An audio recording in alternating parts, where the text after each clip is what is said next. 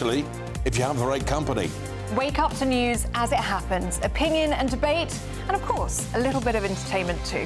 Because when the kettle's on, we're on. That's Breakfast on GB News, a show worth waking up for. Every morning from 6 a.m. Only on the People's Channel, Britain's news channel. We'll spread the news, you spread the word. Hi, I'm Michelle Dewberry, and my show is your opportunity to cut through all the noise and dive in headfirst to some robust debates. Ideas clash. Situation, isn't it? Because the failure is... You're deliberately avoiding my point. Nothing's held back. And if you think this is the end of it, wait for more. And we do not shy away from the difficult stuff. Sometimes I want to shake people and say, if only you understood. So join me on Jubes & Kerr weeknights at 6 p.m, only on GB News, Britain's news channel. Join me, Camilla Tominey, for a frank and honest discussion with those in power that cuts through the spin and gets to the heart of the issues shaping our nation. You haven't confirmed that you want to stand as leader, but you haven't ruled it out either. This report basically says that he's not fit to stand trial. Is he indecisive?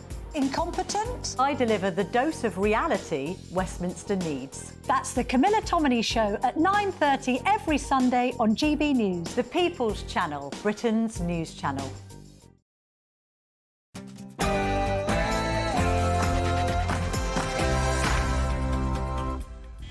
It's 9 p.m. I'm Patrick Christys. Tonight, why is the Justice Secretary enshrining this double standard, this two-tier approach to sentencing? Britain's justice system is now anti-white, anti-Christian and anti-straight man. Will never be a two-tier sentencing approach under my watch or under this Labour government. Well, it turns out that ethnic minorities and trans people can get a lower sentence. So can illegal immigrants who say that they've been trafficked into Britain. So we are living in Keir Starmer's two-tier Britain. Also tonight... Go after the criminal gangs, to smash the gang networks. Go after the dangerous gangs. Go after the criminal gangs. 1,600 illegal immigrants crossed the Channel in the last 4 days. نقوم في بلدية ويستمنستر حالياً بتغيير طريقة عمل الإسكان الاجتماعي. And around 1 million people in Britain do not speak English. Plus, I absolutely wanted to be here for today, for this event, and to have the first of these events here in Westminster Hall is really, really fantastic. Well, there we go. Have we done more to celebrate Ramadan than Lent? Aren't we supposed to be a Christian country? And Keir Starmer's secrecy over Southport could have put Rudy Cabana's trial at risk, a terrorism watchdog reveals. Also... What do you say to your victims, Hugh Edwards? Today, it's been revealed that disgraced ex-BBC paedophile Hugh Edwards is refusing to pay back his salary. But crucially, what are the Beeb doing to try to force him? And... I ask you, do you believe you could escape the Matrix? Do you know what you want? Do you believe you could achieve your dream life and not be like all of these other idiots down below who don't want to escape? Revealed most young women are scared of men their own age. Why is that? And does this not just epitomise modern Britain? Many times I'm boxing around and the glass with a swing my drum on there. Just shot next shot, every attempt to take man's life. On my panel tonight, it's the Director of Popular Conservatives, Mark Littlewood, landlord and activist Adam Brooks, and the former Labour Party advisor Stella Chantakidou. Also, President Trump might have done one of the nicest things ever. And tonight, DJ, we're going to do you the biggest honour of them all. I'll reveal exactly what that is. And can you tell me, please, what you think is going on here?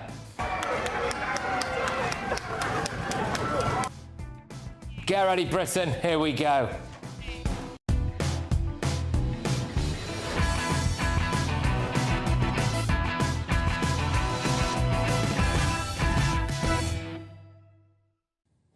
It looks like you'll get a longer prison sentence if you're a straight white male. Next.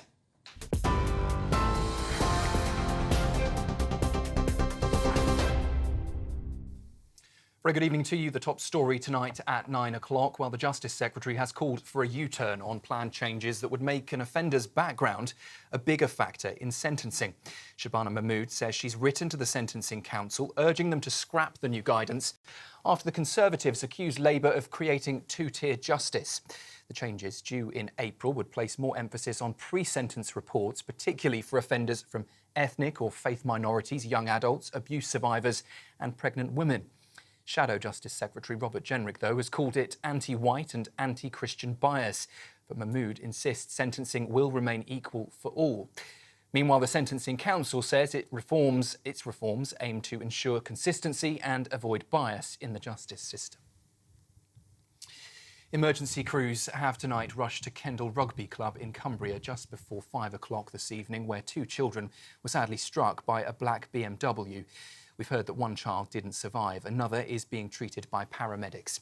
A man in his 40s has been arrested on suspicion of causing death by dangerous driving, and police say that it's an isolated incident with no links to terrorism.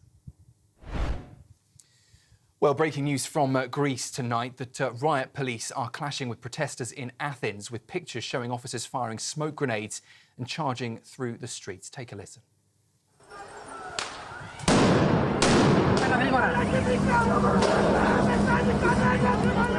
Well, what began as a peaceful vigil tonight, lanterns in the sky and candles forming the number 57, has spiralled into chaos outside Greek Parliament. Demonstrators are demanding justice over the deadliest train crash in the country, which killed 57 people in 2023, most of the victims students. Tensions tonight flared after lawmakers debated a motion against the government, accused of failing to prevent that disaster. Back here at home, meanwhile, a woman has told a court she could have been abused by more than 200 men in Rochdale, but says there was that many that it was hard to keep count. The complainant, known as Girl A, says she was targeted from the age of just 13, with her number being passed between abusers. 8 men, former market traders and taxi drivers, are accused of preying on her and another girl, allegedly plying them with drugs and alcohol. Jurors heard that Girl A first spoke to police in 2015, blaming herself at the time, but now says she realised she was just a kid who knew no different. The men deny all charges, including rape and indecent assault, and the trial continues this week. And police are launching an international appeal to trace more potential victims of serial rapist Zhen Haozhou, one of the UK's most prolific predators. The Chinese PhD student has been convicted of attacking 10 women, but officers fear he may have drugged and assaulted more than 50 others in the UK and China. He targeted young women, luring them to his flat for drinks or study before drugging them. He also filmed the attacks and kept the footage and sometimes his victims' belongings, calling them souvenirs. The 28-year-old was also found guilty of voyeurism, false imprisonment and possessing extreme pornographic images. Well, earlier today, speaking outside the police station in London, Chief Commander said that he believes 50 victims may have been targeted. Zhou was clearly a dangerous, prolific and predatory individual who preyed on his victim survivors in the most cowardly and despicable manner. In addition to the charges that you've seen brought during this trial, we also have evidence that he may have potentially attacked as many as 50 other women in the same awful nature. And that's why we're launching this appeal now, in the hope that as many of those victim survivors as possible will come forward and give us the opportunity to give them the support that they deserve and ultimately bring him to the further justice that he deserves for what he has done. That's the news on GB News. I'll be back with you for a roundup at 10 o'clock. Now, though, let's get straight back to Patrick. For the very latest GB News direct to your smartphone, sign up to News Alerts by scanning the QR code or go to gbnews.com/alerts.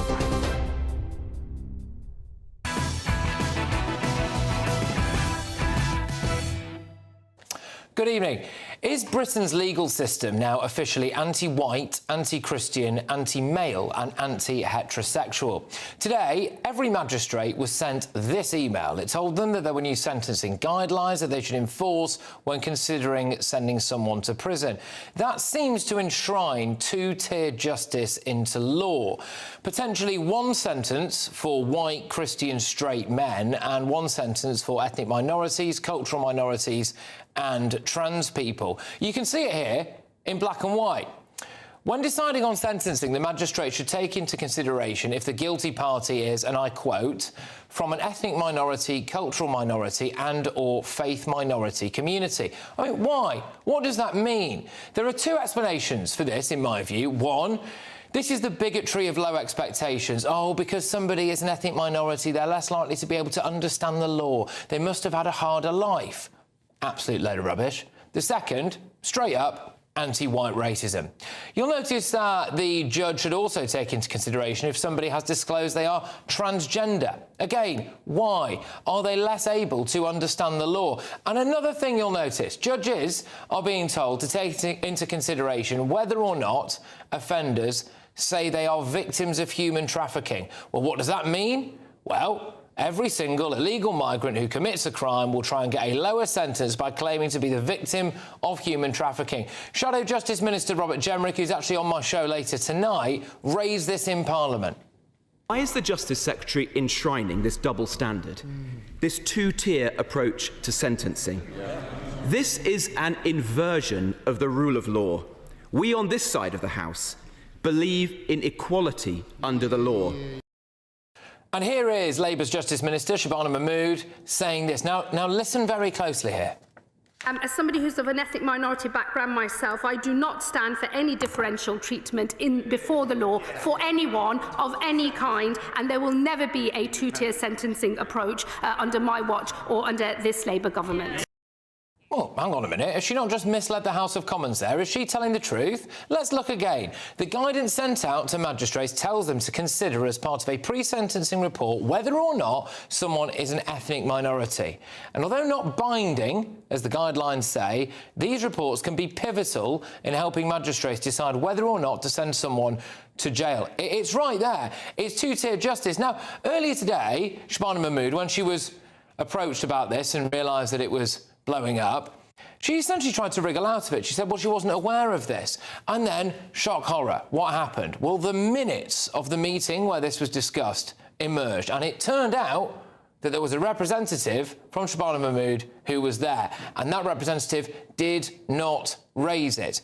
And now Mahmood is saying that her aide didn't actually tell her. So there we go. It's quite difficult to get a straight answer, isn't it? But there we have it.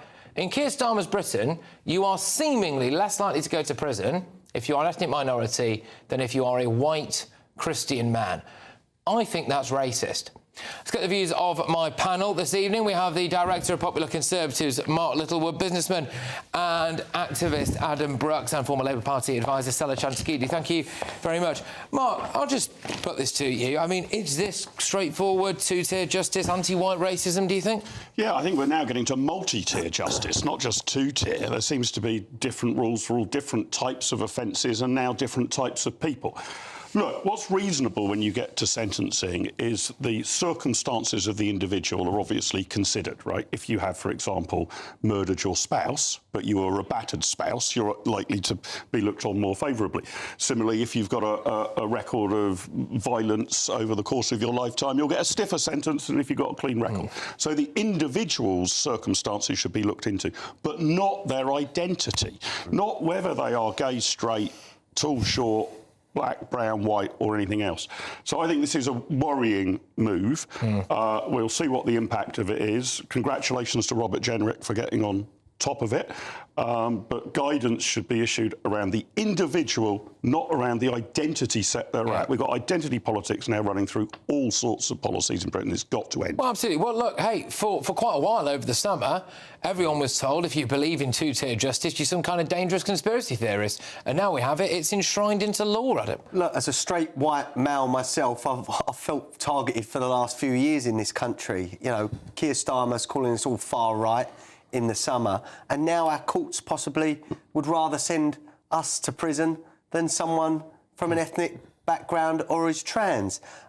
Skin colour, religion, sexuality, or the way you choose to identify should have no bearing on whether you go to prison or not.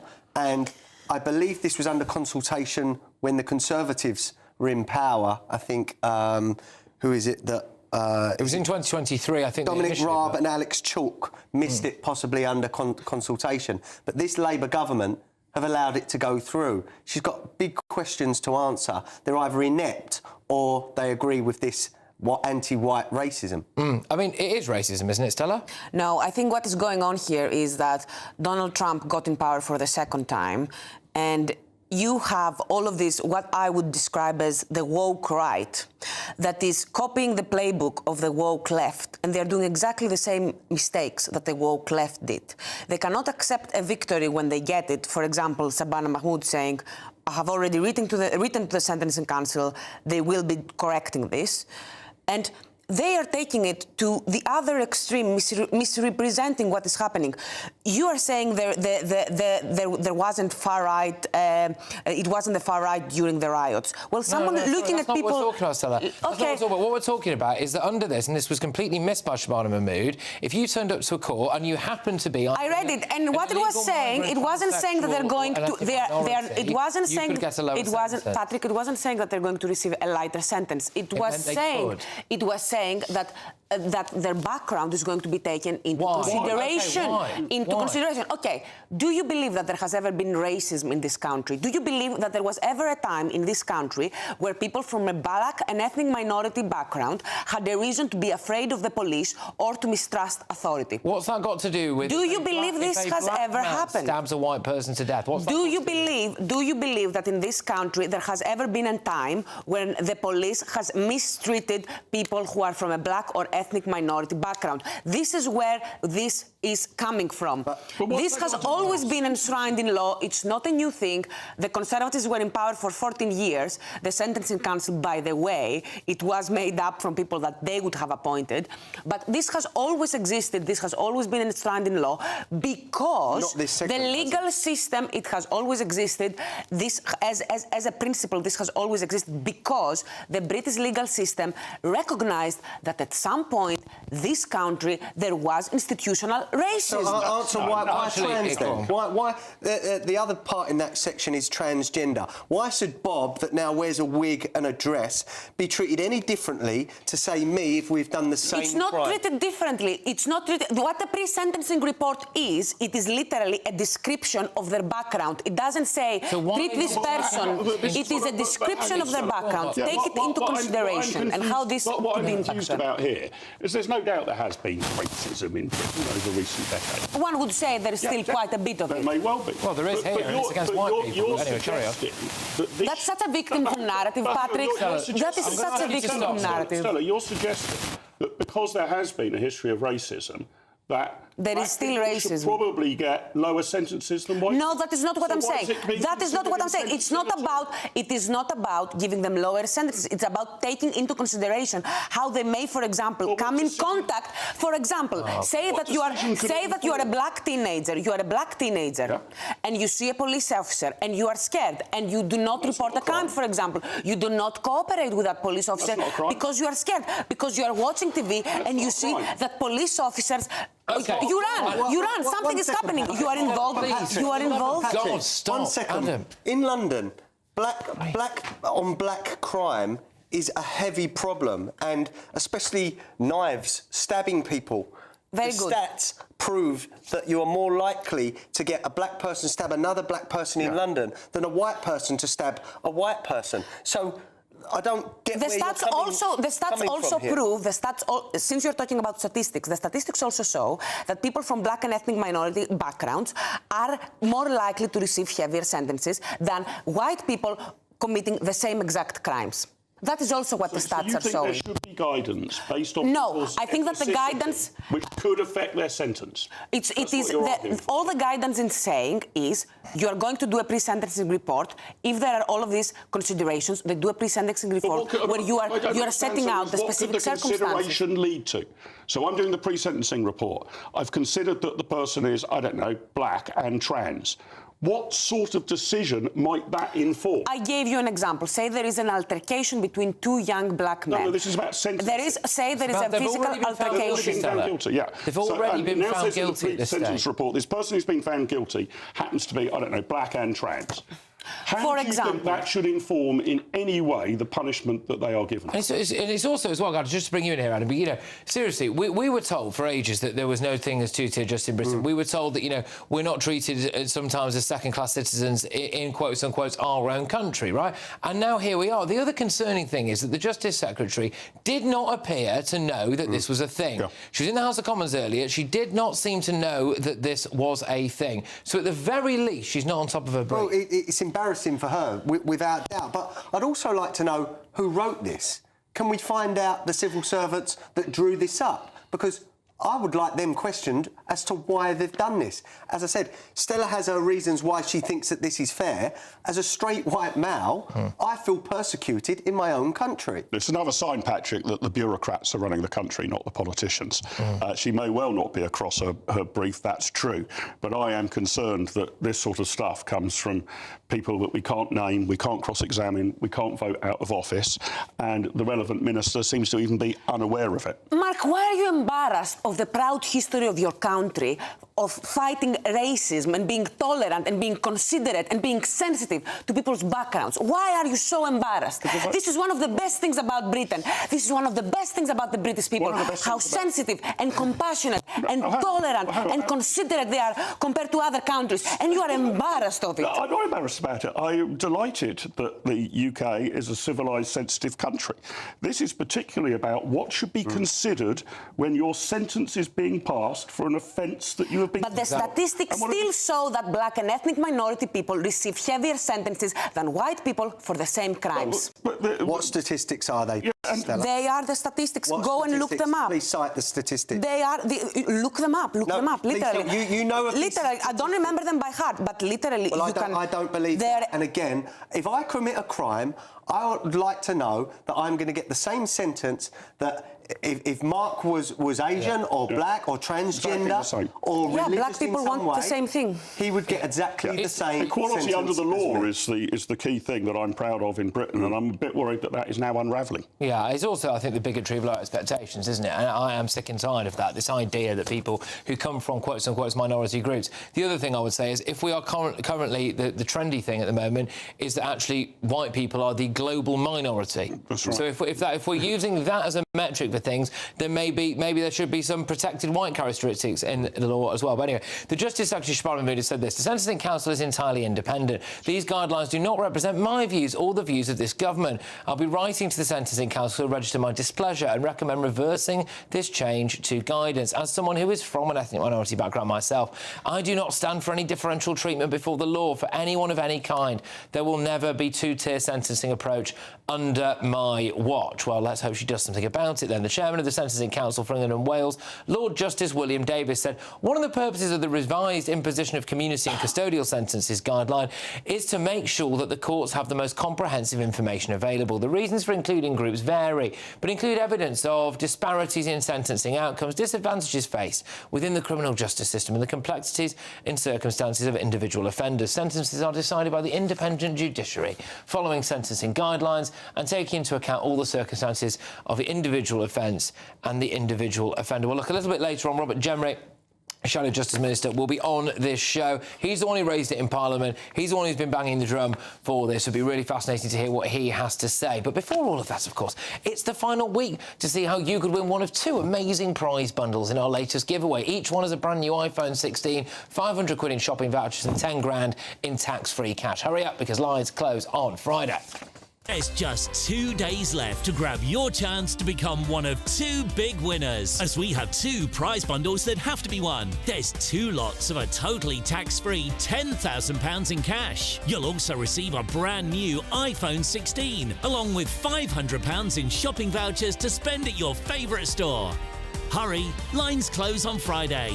For another chance to win, text cash to 63232. One entry costs £2 plus one standard network rate message, or text bonus to 63232. 5 entries cost £5 plus one standard network rate message. Go to gbnews.com/win. Entries start from just £2. Call 0903 681 3232. Calls cost £2 plus your network access charge, or post your name and number to GB11 PO Box 8690 Derby DE1 9TT. UK only. Entrants must be 18 or over. Lines close at 6 p.m. on the 7th of March. Please check the closing time if listening or watching on demand. Good luck. OK, so coming up... The answer is blowing in the wind. Anyway, Ed Miliband's facing a massive cabinet revolt over his net zero plans. Rumours are that he might be about to be sacked. Are his days numbered? But first... I ask you, do you believe you can escape the Matrix? Do you know what you want? Do you believe you can achieve your dream life and not be like all of these other idiots down below who don't want to escape?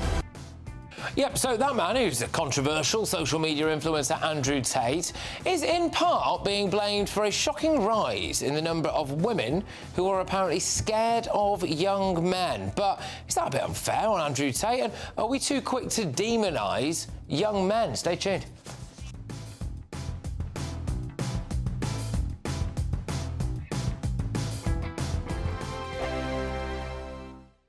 Join me, Camilla Tominey, for a frank and honest discussion with those in power that cuts through the spin and gets to the heart of the issues shaping our nation.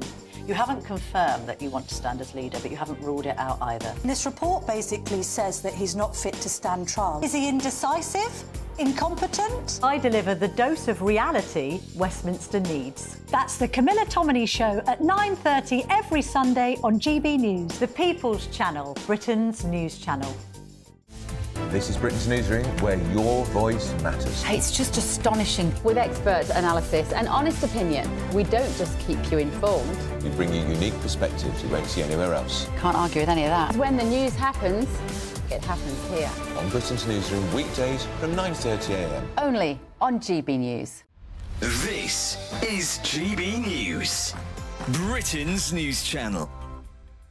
One former Royal Marine has just set up a state-of-the-art new fitness brand which combines fitness, dating, clubbing. It's all in a very unique experience. Yes, Will McLaren and co-founder Toby Spooner have managed to fuse well-being, dating and what they call community building in their new full-day event, Metrics, which also includes high-intensity workouts. Will and Toby are joining us now in the studio. Good morning, guys. Good morning, gents. Thank you for joining us.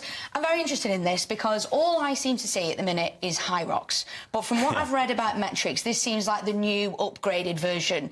What can you tell us about it? Tell our viewers all about Metrics. Well, it is a fitness competition, but we are combining the music and production element. Also, we want it to be quite a social event as well. So we want people to come, meet each other and have a great day out. So what does that actually mean? Tell us a little bit more in detail. Toby, just tell us a little bit about what's involved. So, in short, it's an immersive fitness competition. Yeah. So you can do a partner workout, you can bring a friend, or we can actually make people. So we're getting that dating element. Well, it was Valentine's yesterday. Precisely. So Right. is this going to be the new Tinder? People going along to Metrics and meeting their future partner? Well, exactly that. So we've done a load of research into it, and what we've found is that exercise is slowly becoming more of a dating scene. So is it, I assume, some behind the scenes of what Metrics will look like? Because it's still to start, isn't it? Is it March it begins? Yeah, so the 1st and 2nd of March, so it's in 2 weeks, at a magazine in North Greenwich. We've known each other for a fair while, but we kind of put our heads together. So we've worked in fitness for years, and we found that music really drives performance. Yeah. And people love music. People will come to our classes, they'll come away and they'll say, music was so good. And it just elevates the experience. We said, how can we put this on a scale tenfold? GB News, the People's Channel. Join me, Nana Okoye, for an informative, interactive news programme with a difference. It's fun. No, you didn't say that, Dave. I'm so surprised. I think there's an element of truth to that. Join me from 3 p.m. every weekend, only on GB News, Britain's news channel. If you want your news to be straight talking... This is a nightmare for the Conservatives again. Down to earth. It's not just Nottingham where this is happening, is it? And most importantly, honest. Hard-working, middle-class taxpayers, they'll get their book thrown at them. Then catch me, Martin Daubney, Monday to Friday, 3 till 6 p.m. on GB News, Britain's news channel.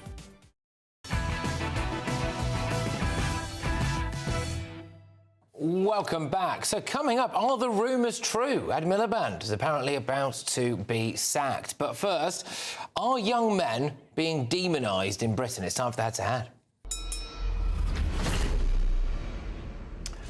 Well, this is interesting. So most young women are scared of men their own age, according to a new poll from the Centre for Social Justice. 62% of 18 to 24-year-old women think that boys are frightening, which the report blames on the impact of so-called, quote, toxic masculinity. Well, controversial men like Andrew Tate and the one-time professional kickboxer who is now facing rape and sexual assault charges have supposedly given boys a bad name. This is all according to that report, of course. Earlier this week, a report by the same group found that young boys are in crisis and falling behind at every stage in Britain, from early education to the workforce. So, with most young women now scared of men their own age, tonight I'm asking, are young men being demonised in Britain? Well, going head-to-head on this now, our men's mental health advocate Andrew Payne and author and academic Lisa Mackenzie. Thank you very much, both of you. Great to have you on the show. Andrew, I'll turn to you on this first. Do you think that young men especially are being unfairly demonised? Well, I think, first of all, Andrew Tate fills a void, and I'd like to see a lot less of Andrew Tate. And I think that some of the narrative around men and boys does not help in Andrew Tate disappearing and having a lot less influence than he has. We hear a lot about toxic masculinity in the UK press. In the Australian press last year, there was a picture of a 12-year-old boy, front page headlines in the press. How do we stop this kid becoming a monster?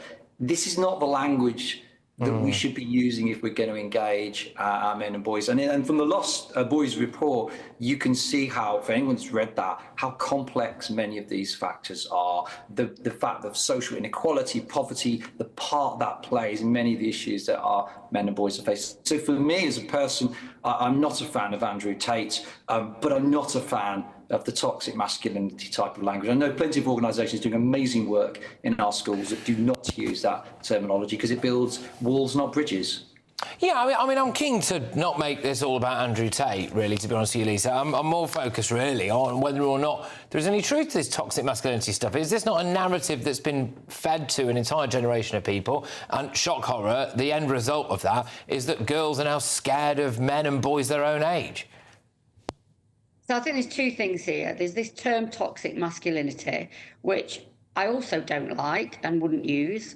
But then there is another thing here as well, is over the last 5 years in particular, crime against women and sort of general sort of misogyny is rising throughout the UK. 23-24, 40% of crimes, particularly sexual crimes against women, had risen.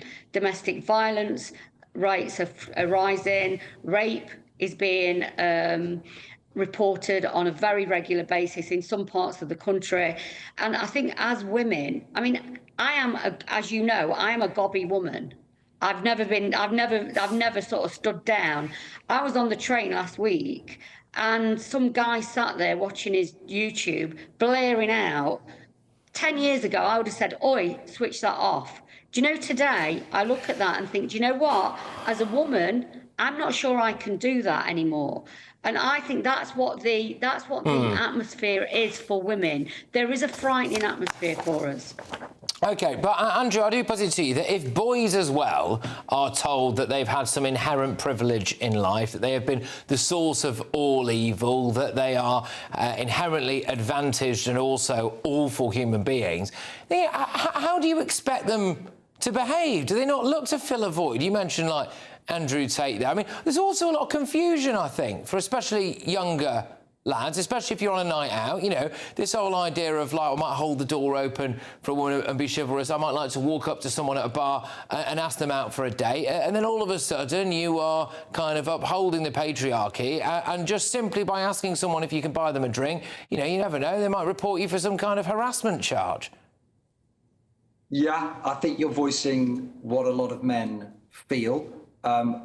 I do think in reaching out to men, the use of the word patriarchy, it's not that men have not had a privilege. Of course, men have had a historic privilege, but within that group of people, that is men with that historic privilege, there are huge subgroups of men that are hugely disadvantaged. As we see, you're 10 times more likely to be in prison if you're living in the 10 most deprived areas of the UK than the most affluent. 96% of people in prison are men. So I wouldn't argue that there are men doing awful things. I wouldn't argue. I mean, I'm just as worried. I've got sons and daughters, so I worry about my daughters for sure in terms of sexual assault, etc. And I worry about my boys when they're older and the risk of them being stabbed. I really do worry about that. So, of course, there are issues. We need to address them. There's a lot we could do at Parliament level. I think governments successively have been shy of doing stuff for men and boys because they don't want to be seen to be doing stuff. Or you get laughed at by Jess Phillips if you suggest it.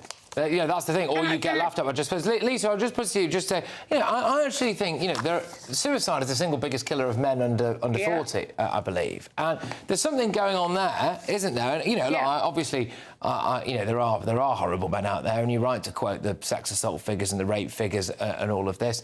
I would just politely push back on an aspect of that, which is apparently 2/3 of people alleged to have committed sexual assault in the London area actually turn out to not be British born. So I think that is an aspect of it as well, Lisa. But they're still a cultural men. thing. They are still men, Lisa. Yes, but we're talking a lot of the time about here maybe, you know, whether or not actually really they're British men, and there is, I think, a distinction there. But you know, what can we do to empower men more? You know, is this all really about men being bad? I mean, they are taking their own lives in near record numbers, Lisa.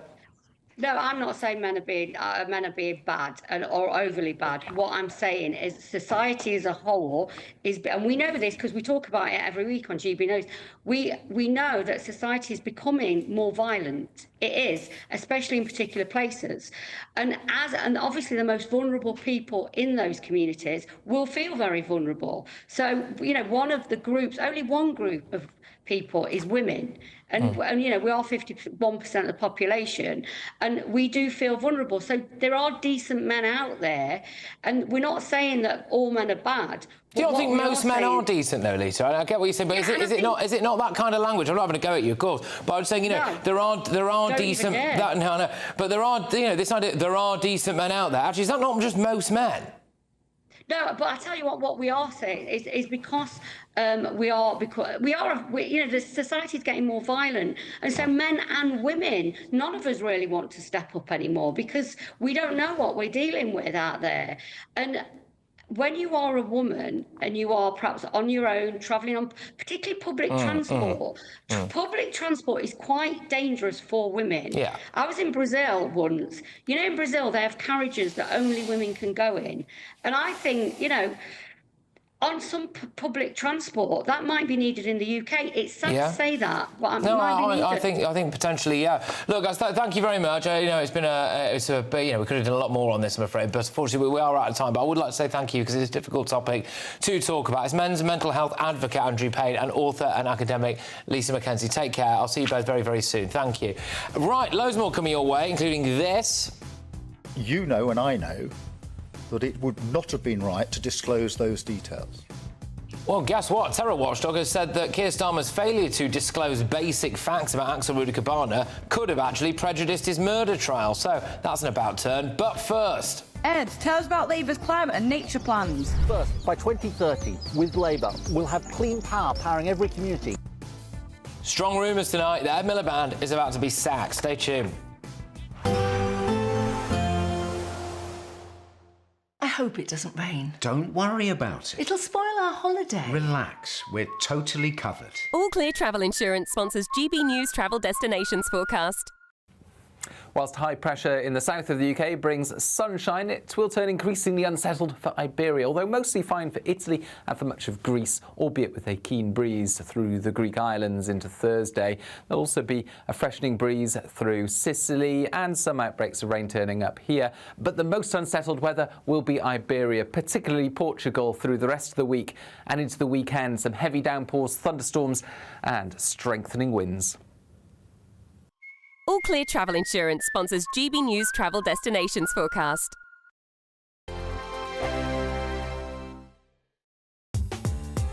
I'm Christopher Hope. From pop stars to politicians, I'll interview anybody in a pub who's got a political opinion. Join me every Friday on Spotify, Apple Podcasts, YouTube or gbnews.com, or wherever you get your podcasts. This is GB News, the People's Channel. Britain's newsroom, weekday mornings from 9:30. Corton Beach is not a naturist beach. Lewd behaviour will not be tolerated and may be recorded by CCTV and reported to the police. It says causing an offence to others is a criminal. Causing offence to others is a criminal offence, and all cases will be reported for prosecution. And a spokesman then says we're not targeting or trying to outlaw the naturists. The parish council recognises that naturism in the UK is legal. So what are they doing then? Well, let's talk to the organiser to find out. The British Naturism Eastern Regional, Nigel Newman, shows us now. Morning, Nigel. Sorry, I think it's the first time I've interviewed somebody without their top on. But, you know, right, Nigel, what's going on down there? Because I think we pretty much support your right to be able to, you know, swing free on a nice warm day. Well, the thing is, Corton Beach in Suffolk is very, very popular and has been since the 1970s for naturists.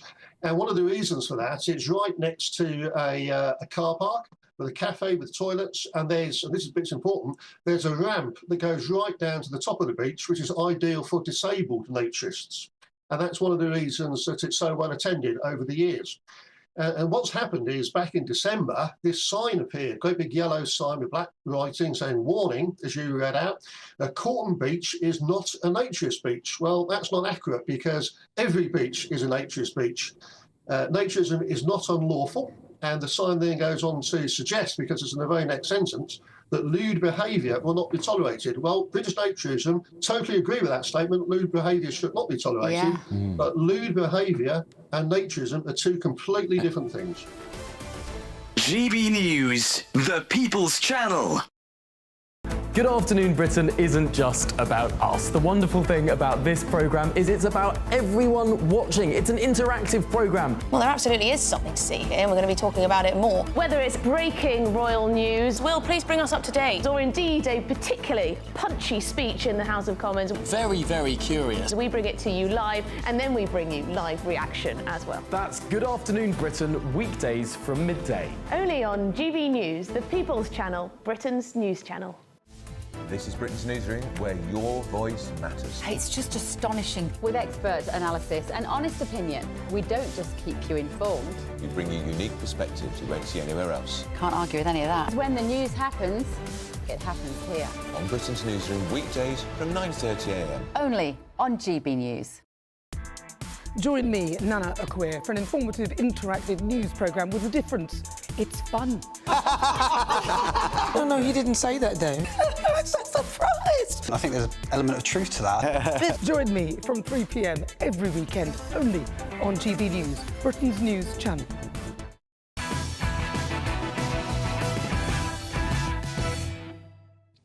Welcome back. Well, a new report says that the Prime Minister should have come clean about what he knew about Axel Rudick-Cabana. But first, the Energy Secretary, Ed Miliband, is, well, potentially facing the chop over his obsession with net zero. Chancellor Rachel Reeves and several other top ministers have warned that his radical green agenda is crippling British industry, threatening thousands of jobs, car making, chemicals, steel, and with a cabinet reshuffle rumoured, all the noises point to Miliband getting the sack. Well, I'm joined now by the environmental campaigner Oscar Livesey-Lodwick. Thank you very much, Oscar. Great to have you on the show. So it looks as though Ed Miliband's getting sacked then.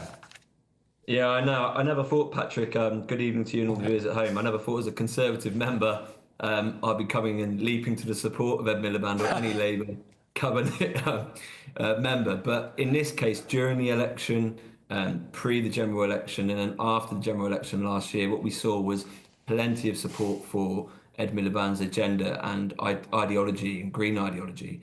Did we? Sorry, just out of interest, did we? Because was how many people went out and voted for? Because just to say, just on that, Oscar, sorry, but his agenda was cheaper bills have gone up, create GB Energy, which will mean a load more jobs. GB Energy, last time I checked, hadn't even appointed a HR officer, which means it's not a proper company. Yeah. We've had job losses. Energy security, he's outsourced it to China, as far as I can tell. Yeah, what I was getting to, Patrick, yeah, no, I completely agree with you on that. I mean, in terms of the support from his own party, so Labour were completely pushing us to the voter during the general election.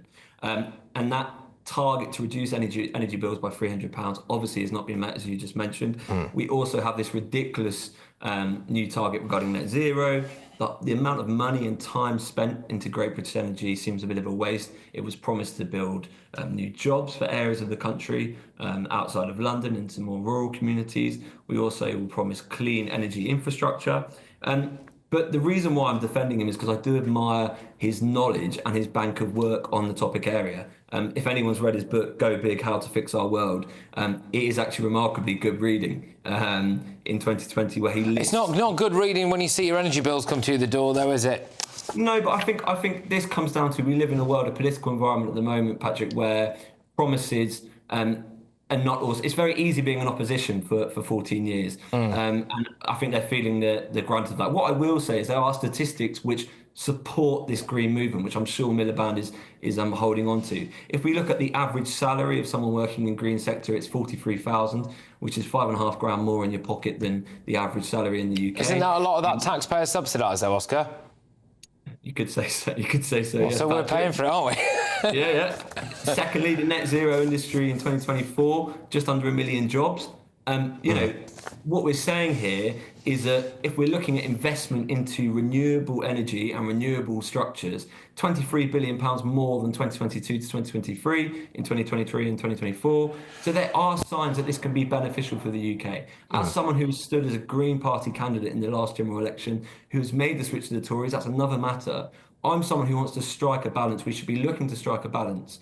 And I completely agree with you. There's plenty of people who watch GB News, who watch political channels, who don't want to be paying for this. And I completely understand that. But I've just listed out a couple of reasons why this is a really good thing for the UK.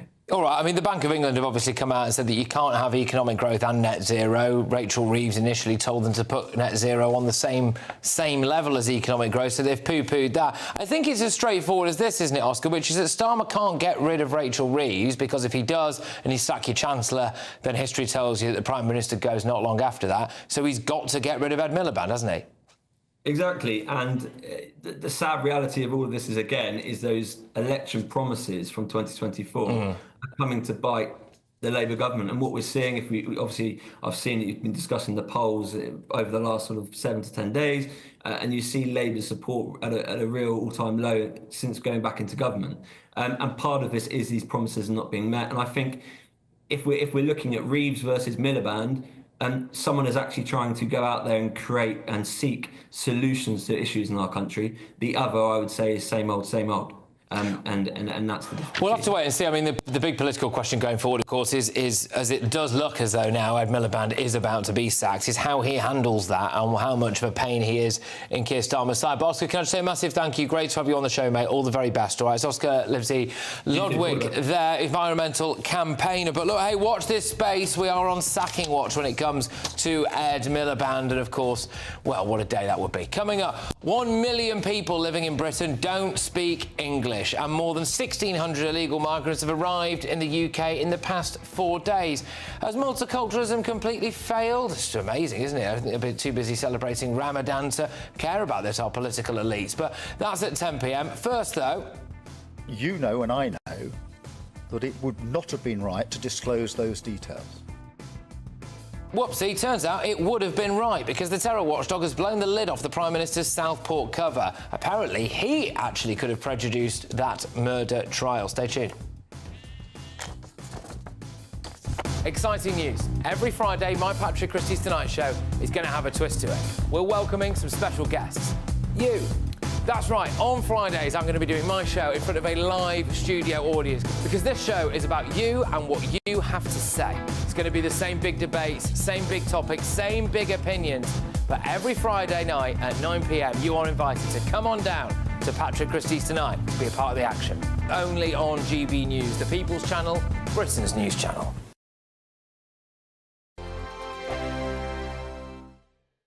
Hello again and welcome to the latest update from the Met Office for GB News. It stays clear in the south overnight, but with an increased southerly breeze there'll be less frost and fog around, and it will also turn less wet and windy across northern parts of the UK. We've got a transition period with our weather systems. It's been unsettled in the far north and it continues to stay that way across the north of Scotland, some parts of southwest Scotland and Northern Ireland overnight. Wet and windy weather continuing, but it does eventually turn drier from the south as southerly winds begin to turn up. Now, that increased southerly wind will prevent widespread frost and fog in the south, so a little less chilly first thing in parts of England and Wales, and most places will enjoy sunny skies during the morning. In fact, brighter skies are expected across central and southern Scotland with more cloud breaks about, but it continues to be wet and breezy in the far north of Scotland. Northern Ireland, a lot of cloud, but again here, something a little brighter is starting to emerge. For much of England and Wales, it's clear blue skies, but the first signs of a change on the way there for southwest England with a build of medium-level cloud. And through the morning into the afternoon, whilst we keep the sunny skies across the Midlands, eastern England, eastern Scotland, we'll see thickening cloud further west, and by the end of the afternoon, some showery rain into parts of Wales. Meanwhile, the rain pulls away from the north of Scotland, drier and brighter here and feeling warmer everywhere, temperatures reaching 16 to 17 or even 18 Celsius in the east. Now, the showers that I mentioned in the west by the end of Thursday move across much of England and Wales, parts of southeast Scotland on Friday, so a cloudier picture, more showers around, but also some breaks, some drier spells, and that marks a change into the weekend. It's going to turn drier in the north, but more showery further south, whilst it's warmer everywhere. Join me, Camilla Tominey, for a frank and honest discussion with those in power that cuts through the spin and gets to the heart of the issues shaping our nation. You haven't confirmed that you want to stand as leader, but you haven't ruled it out either. This report basically says that he's not fit to stand trial. Is he indecisive? Incompetent? I deliver the dose of reality Westminster needs. That's the Camilla Tominey Show at 9:30 every Sunday on GB News. The People's Channel, Britain's news channel. Hi, I'm Michelle Dewberry, and my show is your opportunity to cut through all the noise and dive in headfirst to some robust debates. Ideas clash. Situation, isn't it? Because the failure is... You're deliberately avoiding my point. Nothing's held back. And if you think this is the end of it, wait for more. And we do not shy away from the difficult stuff. Sometimes I want to shake people and say, if only you understood. So join me on Jubes & Kerr weeknights at 6 p.m, only on GB News, Britain's news channel.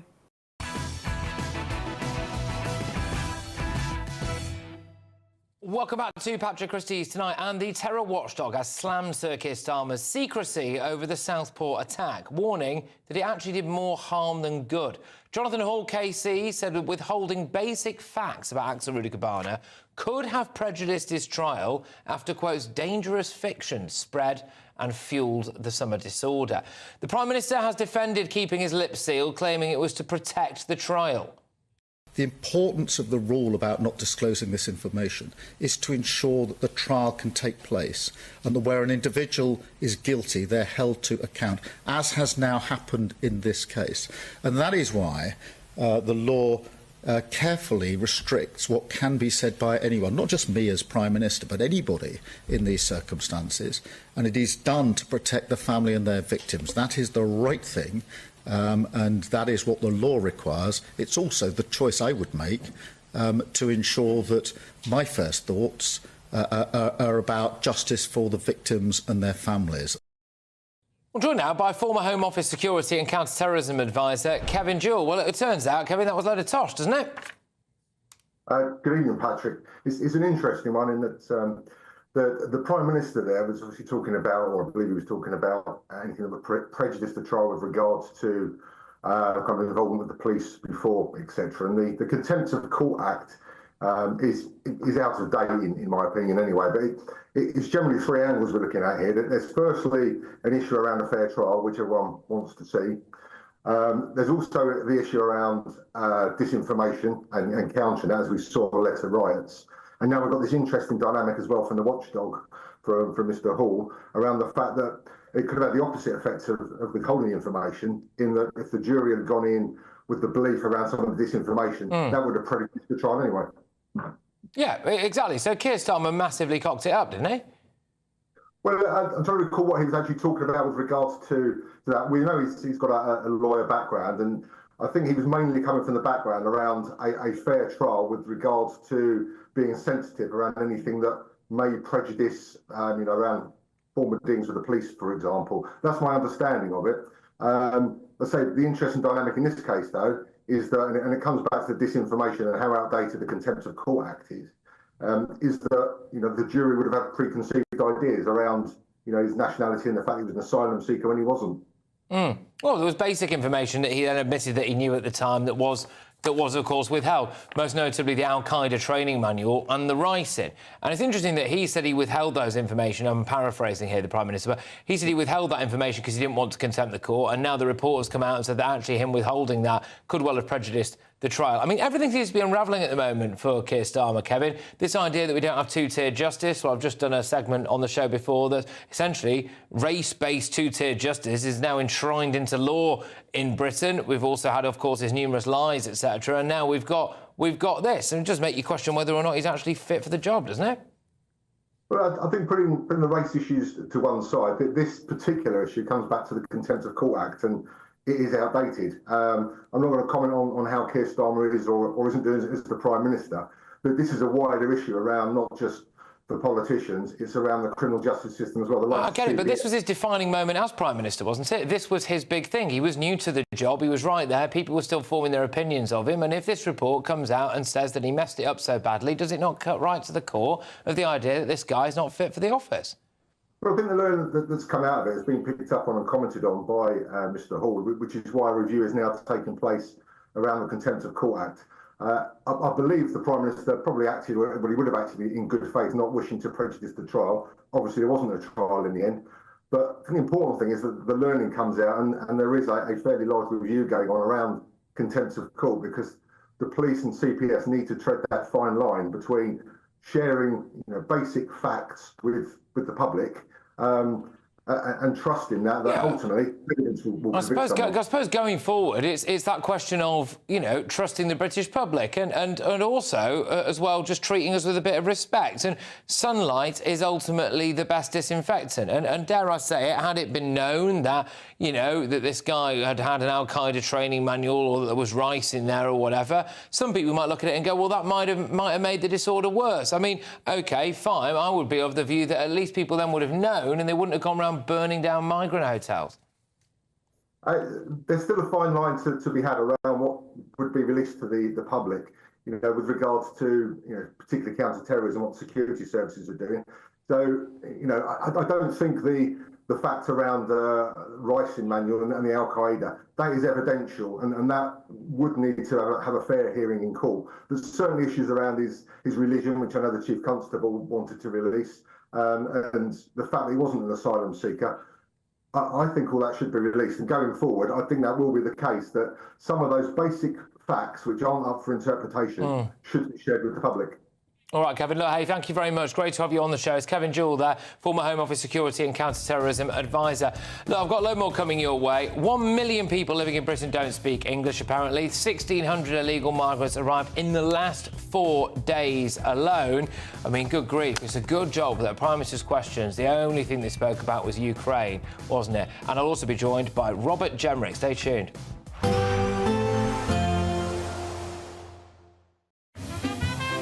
Heavy showers first thing will be followed by a warm, cosy day. Boxed Boilers, sponsors of weather on GB News. Hello again and welcome to the latest update from the Met Office for GB News. It stays clear in the south overnight, but with an increased southerly breeze, there'll be less frost and fog around.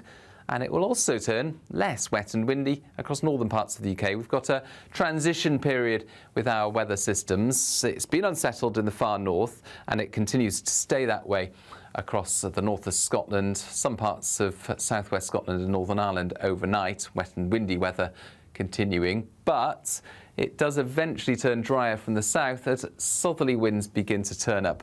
Now, that increased southerly wind will prevent widespread frost and fog in the south, so a little less chilly first thing in parts of England and Wales, and most places will enjoy sunny skies during the morning.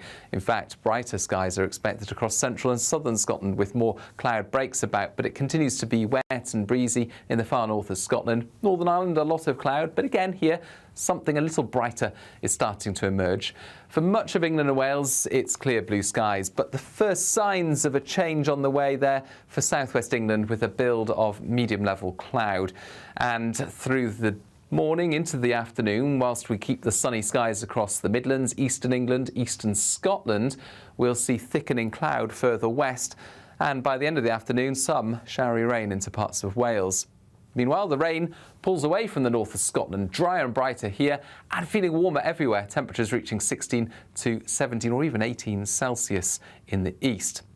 Now, the showers that I mentioned in the west by the end of Thursday move across much of England and Wales, parts of southeast Scotland on Friday, so a cloudier picture, more showers around, but also some breaks, some drier spells, and that marks a change into the weekend. It's going to turn drier in the north, but more showery further south, whilst it's warmer everywhere. Expect a warm front, moving from the kitchen right through to the rest of the house. Boxed Boilers, sponsors of weather on GB News.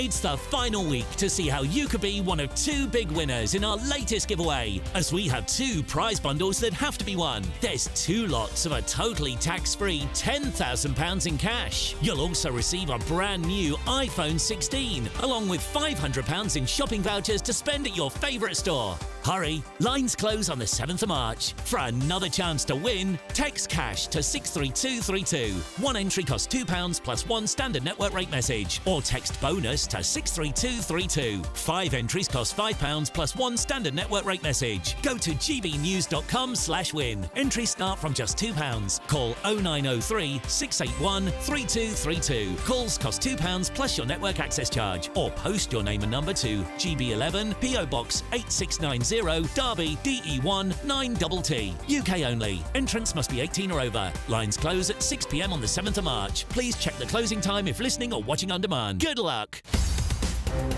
In the GB newsroom, we bring you the news as it happens. With our team of dedicated journalists across the UK, We're ready to keep you up to date with what's happening every half an hour, every single day. Bulletins here on GB News, the People's Channel, Britain's news channel. If you want your news to be straight talking... This is a nightmare for the Conservatives again. Down to earth. It's not just Nottingham where this is happening, is it? And most importantly, honest. Hard-working, middle-class taxpayers, they'll get the book thrown at them. Then catch me, Martin Daubney, Monday to Friday, 3 till 6 p.m. on GB News, Britain's news channel. This is Britain's Newsroom, where your voice matters. It's just astonishing. With expert analysis and honest opinion, we don't just keep you informed. We bring you unique perspectives you won't see anywhere else. Can't argue with any of that. When the news happens, it happens here. On Britain's Newsroom, weekdays from 9:30 a.m. Only on GB News.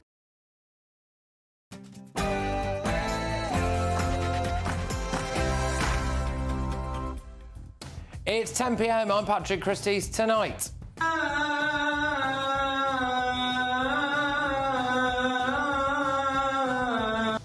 Well, an Islamic call to prayer in Windsor Castle. As people gather in homes, in mosques, and communities around the country during this special season. More celebration of Ramadan than Lent. Why is the Justice Secretary enshrining this double standard? This 2-tier approach to sentencing? Ethnic minorities get lesser sentences than white Christian offenders. Go after the criminal gangs, to smash the gang networks. Go after the dangerous gangs. Go after the criminal gangs. Record channel crossings so far this year. نقوم في بلدية ويستمنستر حالياً بتغيير طريقة عمل الإسكان الاجتماعي. And around 1 million people in Britain do not speak English. Modern Britain, everybody. Modern Britain. Anyway, can you tell me what's going on here?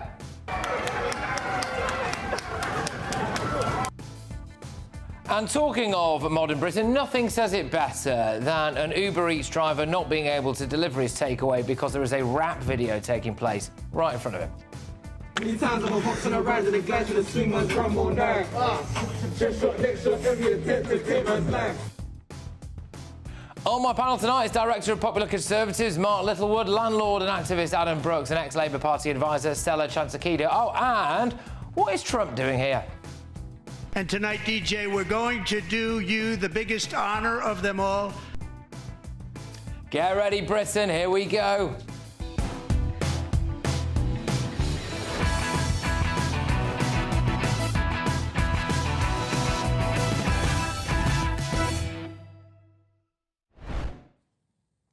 And some breaking news to bring you in the last few moments. President Donald Trump has warned Hamas that if they continue to stay in Gaza and hold on to both hostages and bodies, that he will essentially eviscerate them off the face of the earth. So we'll cover that a little bit later on. But yes, when I come back after your headlines, we are, of course, going to be talking about, frankly, the desecration of modern Britain. Stay tuned.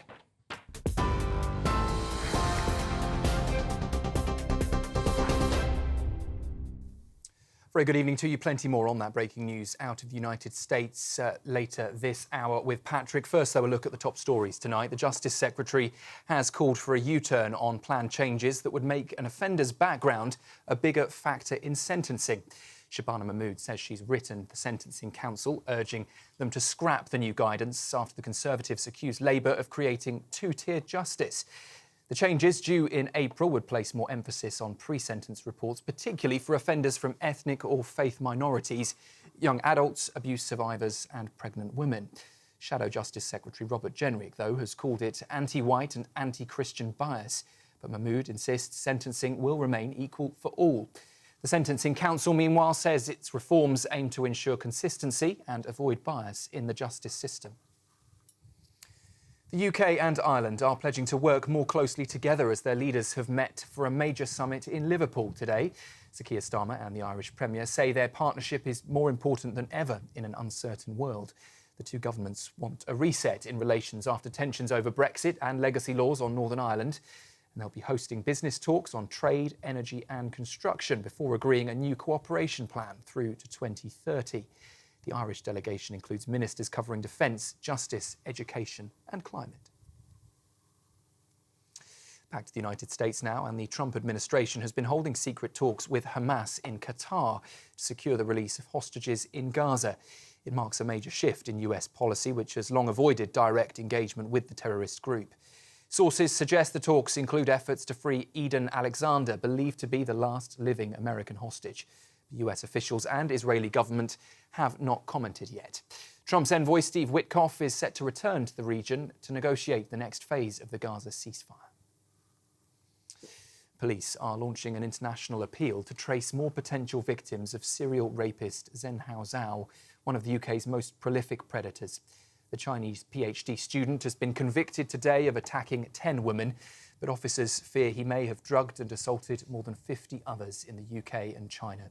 He targeted young Chinese women, luring them to his flat for drinks or study before drugging them. He also filmed the attacks and kept footage and sometimes his victims' belongings. The 28-year-old was also found guilty of voyeurism, false imprisonment and possessing extreme pornographic images. And in sport, the UK is preparing a joint bid to host the 2035 Women's World Cup, with England, Scotland, Wales and Northern Ireland set to submit an expression of interest. The plan follows FIFA's announcement setting a timeline for bids, with nations eligible to compete for the tournament.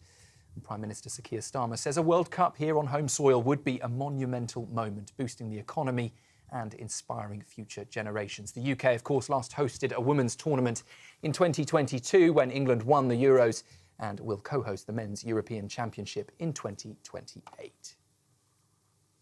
Those are the latest headlines. One more roundup from me at 11 o'clock. Now, though, let's get back to Patrick.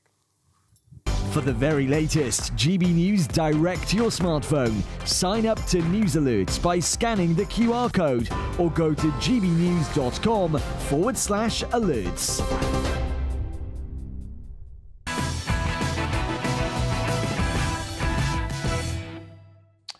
Good evening.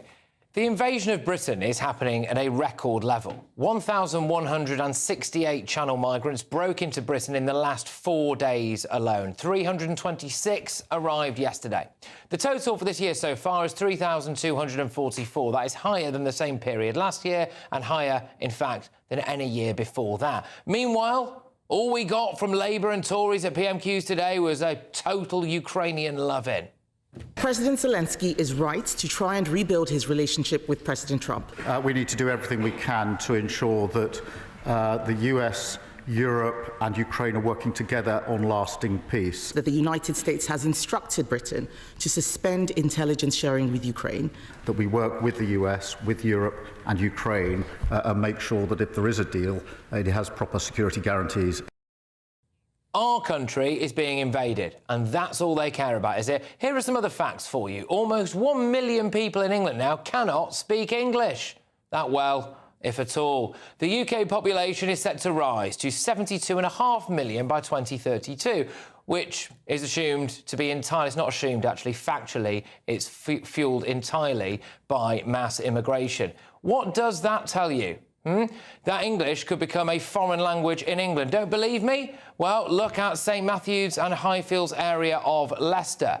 As our very own Matt Goodwin tweeted, based on ONS data, 80% of people living in social housing there were born outside the UK. More people were born in the Middle East or Asia than in the UK. More than 40% of people live in households that contain no adults who speak English as their main language.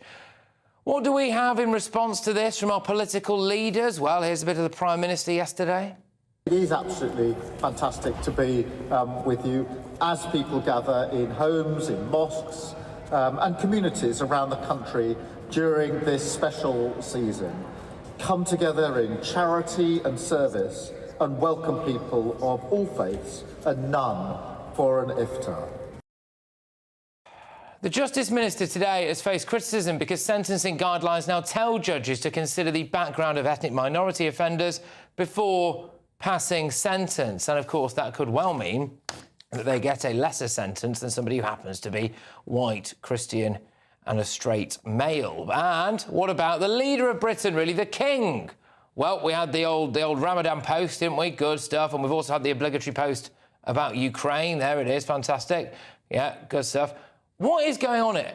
Does nobody in a position of power seem to care about legal and illegal immigration changing Britain irreversibly forever? Let's get the views of my panel. Director of Popular Conservatives, Mark Littlewood, businessman and activist Adam Brooks, former Labour Party advisor Stella Chantakidou. Yeah, slightly frustrating there because the actual fact of the matter is that, according to the ONS, our population growth is going to be entirely fuelled by immigration. So not quite sure why anyone needs to say the word allegedly in front of that. But anyway, what do you make of this? You know, we've got, it's quite a ridiculous situation, I think, haven't we, where we've got, record levels of people crossing the channel and, no one seems to be doing anything about it. Yes, and I mean, it's all become performative about immigration. We're going to smash the gangs. I think that's a near impossibility.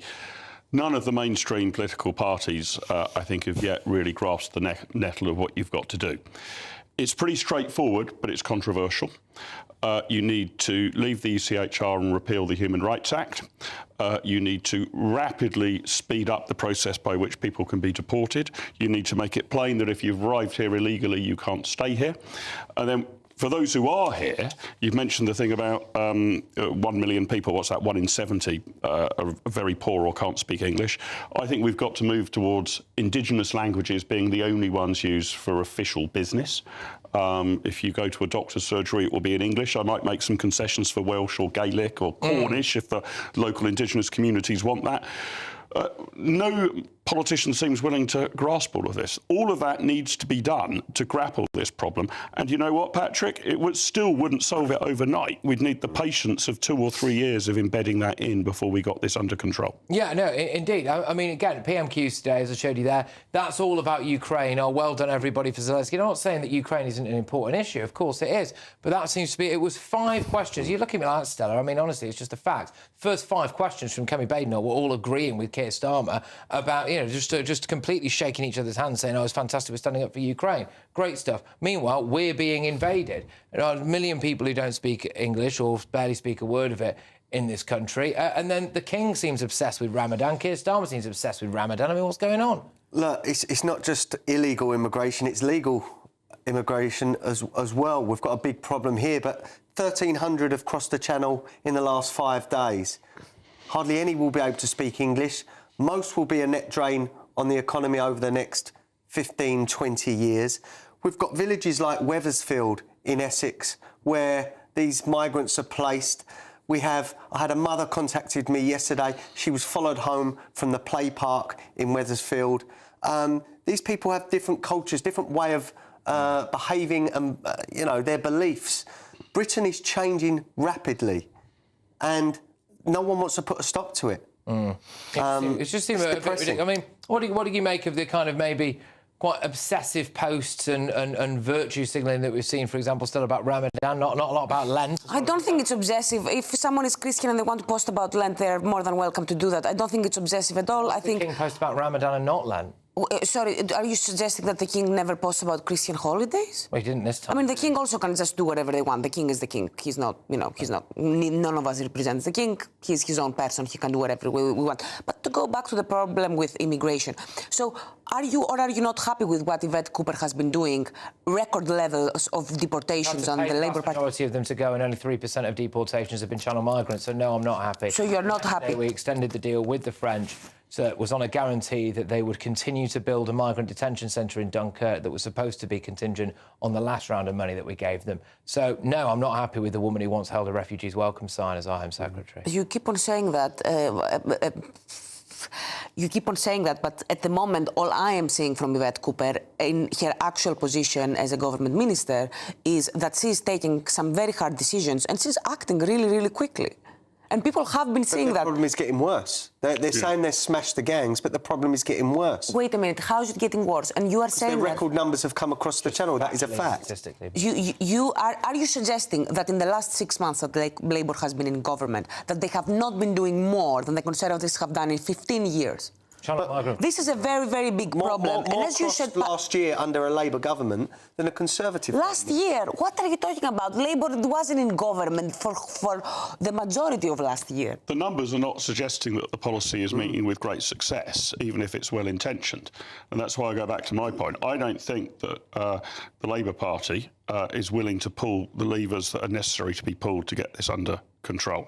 I mean, you want to spend because what you want is you want another situation where Parliament basically spends the next 5 years talking about some constitutional change, some administrative. I want to spend about 5 minutes on it. I think if you do not leave the ECHR and repeal the Human Rights Act, you will continue to get the judicial system making it incredibly hard to deport people. We see some extreme cases about you can't send me home because my kid likes chicken nuggets. That was a fake case, but we are making it incredibly difficult to deport people. An average of 18 months. This is ludicrous. And unless you're willing to grasp that nettle, I would like there to be a debate in Parliament. I think they do. I think they do, and I agree with you. I agree with you. I'm also frustrated with judicial activism. I think it's inappropriate. I do agree that when someone it should not be up to judges to decide government policy. Nobody's grasping that. Just on a cultural level as well. So the fact that we appear to have now, by the way, I will say at least 1 million people in Britain who don't speak English or speak very little English. We're also going to see pockets of areas. I highlighted just one area there that was Leicester. There are numerous other parts of the UK where you can highlight. So it's a potent cocktail, actually. People who are not born in Britain, don't speak English and who are on benefits. And yet we don't seem to see anything like the same urgency from our politicians on that as we do about things like, shaking Zelensky's hand. No, 100%. And look, we can I've spoke about Whitechapel before. You can walk from one end of Whitechapel to the other and you won't hear anyone speaking English. And there's many areas like that in Britain. We're spending 100 million a year on NHS interpreters. We're spending 8 million on benefit claimant interpreters, another 20 million for police interpreters. What is happening to this country? Our tax money is going on basically facilitating the life of foreigners in this country. And that's without talking about the crime stats from people born abroad or from migrants. Things have to change or this country is going to be unrecognisable in the next 5 or 10 years. Do you think our political leaders get this stuff? Yes, I do. I do think that they get that. And I also agree that if you're an immigrant in this country, you should be making every effort to learn English. I do think the government should help with that where it can happen. But if you are an economic migrant and you are moving here because you want to get a job, then it is your responsibility to learn English, preferably before you come here, and then there should be some kind of test. And I completely agree that it is not an acceptable situation that there are places where the vast majority of council housing is being taken by people who were not born here. I don't think this is an acceptable situation. Yeah, on housing in particular, I think we've got to relook about whether we base it wholly on arithmetical need, which then tends to benefit large families who often tend to be immigrant families, or whether we need to go back to some sort of test about your local connection with the area, so that if you've actually had a family that have been in the area for many generations, you might be prioritised, even if you're a family of 3 as opposed to a family of 6. It's too but far we've thrown that out of the window. It's too far gone. In some places in London, it's 70% of social housing is from foreign-born people. And largely because but also, isn't there a question? How can we reverse this? It's impossible now. It's too late. Do you not think when we had all of this up, Stella, can you understand why people might be a little bit frustrated when you see people who we see as big figures in this country, whether that's the Prime Minister, whether people voted for him or not, the Prime Minister's great office of state. We see that. We see the King, OK?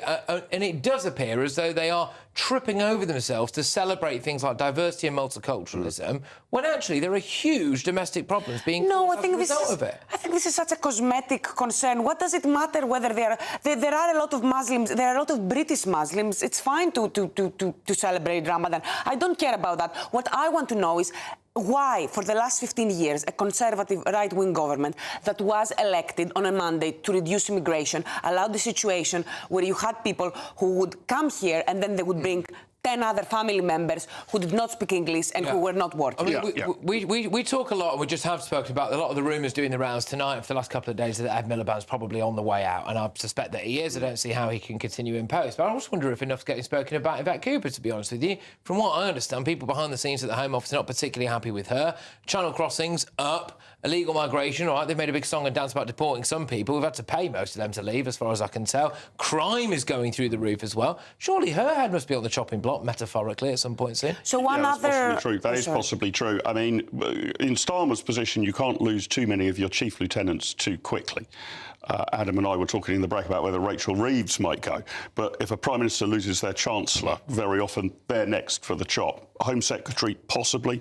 And they've got to take a much bolder stance on immigration. I would agree with you, the Conservative record was poor. Intriguingly, Rishi Sunak has come out today saying we should leave the ECHR unless it's reformed.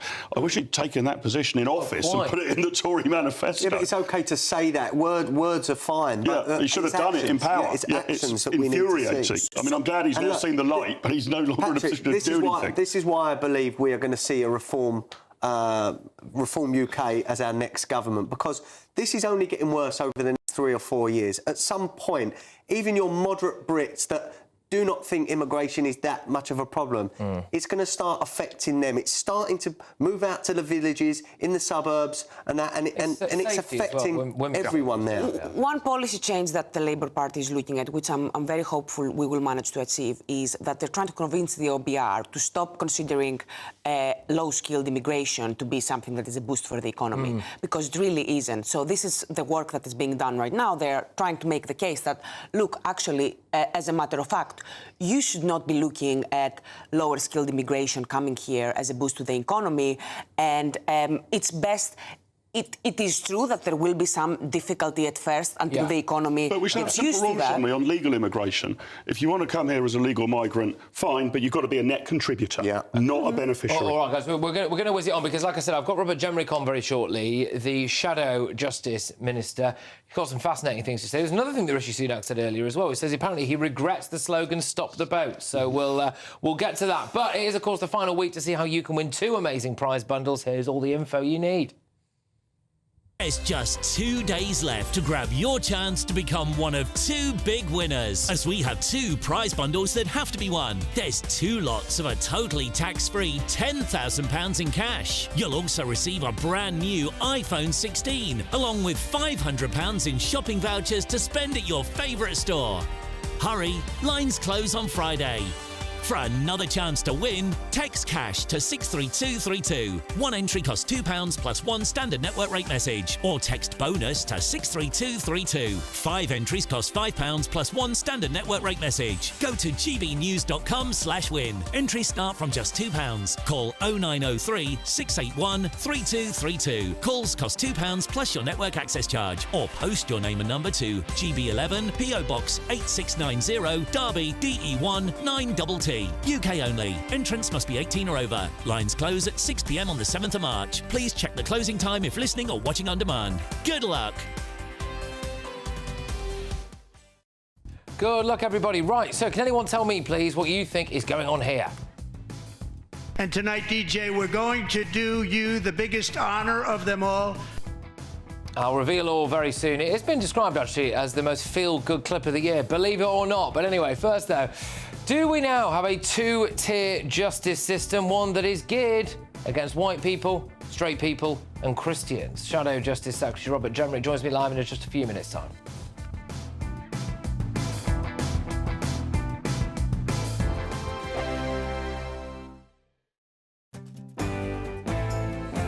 I'm Emily Carver. This is GB News, Britain's news channel.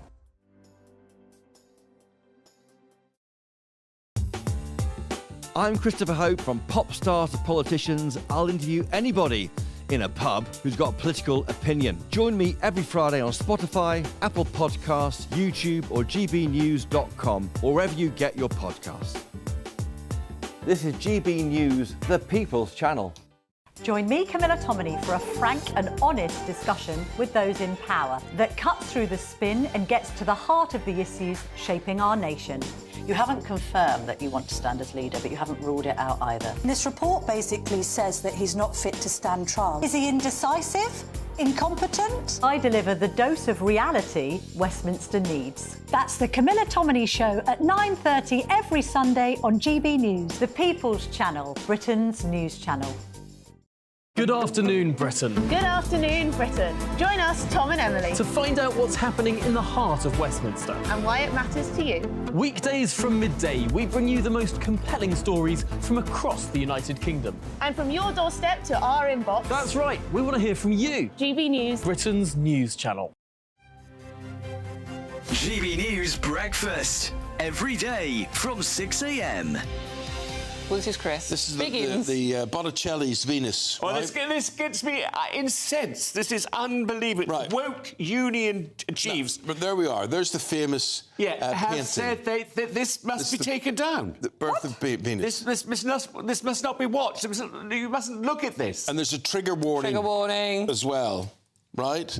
Yes. And I don't know who's put the trigger warning on this. Is it the museum where it's held, or Some union chiefs. Oh, right. Woke union chiefs. I mean, this is so. just... What is the offence now with that? What? You can see her belly button. Oh. And a little bit of her titties. I mean, it's a beautiful painting. Yeah, the trigger warning is that this painting may involve nudity. Well, it is a Botticelli, it is Venus. Yeah. I mean, it's going to involve nudity. And there are lots of wonderful paintings that involve nudity. You can't suddenly say now, in 25, you can't look at these. You'd have to shut down every art gallery in the world. Absolutely. I mean, you know, it would be ridiculous. We are living in 1984 now, aren't we? I mean, not literally the year, but the whole censorship thing. It's like groupthink, you must do this, you must do that. You can't have independent thought. Yeah. You can't look at works of art in case you start thinking the wrong way. It's just like newsflash, classical paintings will probably have nudity in them. Yes. You're right. Angling, and And compared to what you can see on Instagram. Well, yes. GB News, the People's Channel. Mornings don't have to be tiresome, especially if you have the right company. Wake up to news as it happens, opinion and debate, and of course, a little bit of entertainment too. Because when the kettle's on, we're on. That's Breakfast on GB News, a show worth waking up for. Every morning from 6 a.m. Only on the People's Channel, Britain's news channel. We'll spread the news, you spread the word.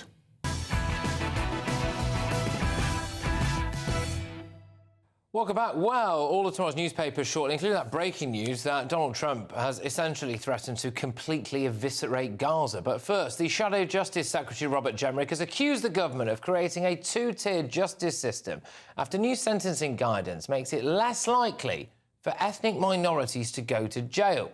Under new guidelines published by the Sentencing Council, courts have been instructed to order pre-sentencing reports if the offender is from an ethnic minority group or is transgender. The Justice Secretary, Shabana Mahmood, has tonight hit out at the new guidelines, promising to write to the Sentencing Council to recommend reversing them. She denied claims of two-tiered justice in Parliament earlier today.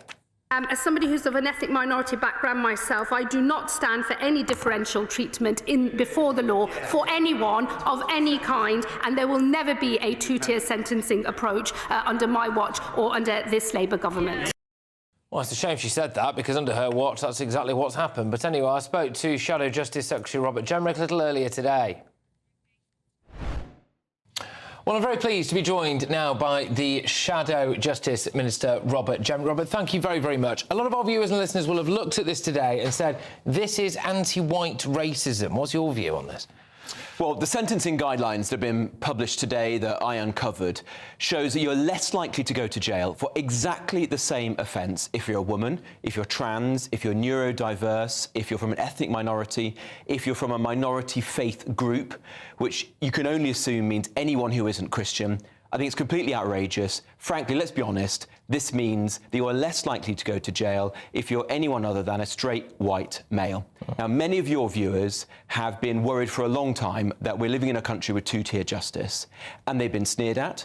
They were called conspiracy theorists by the Deputy Prime Minister. Well, here it is, in black and white, the law of the land. It is true. There is two-tier justice in this country, two-tier justice under two-tier care.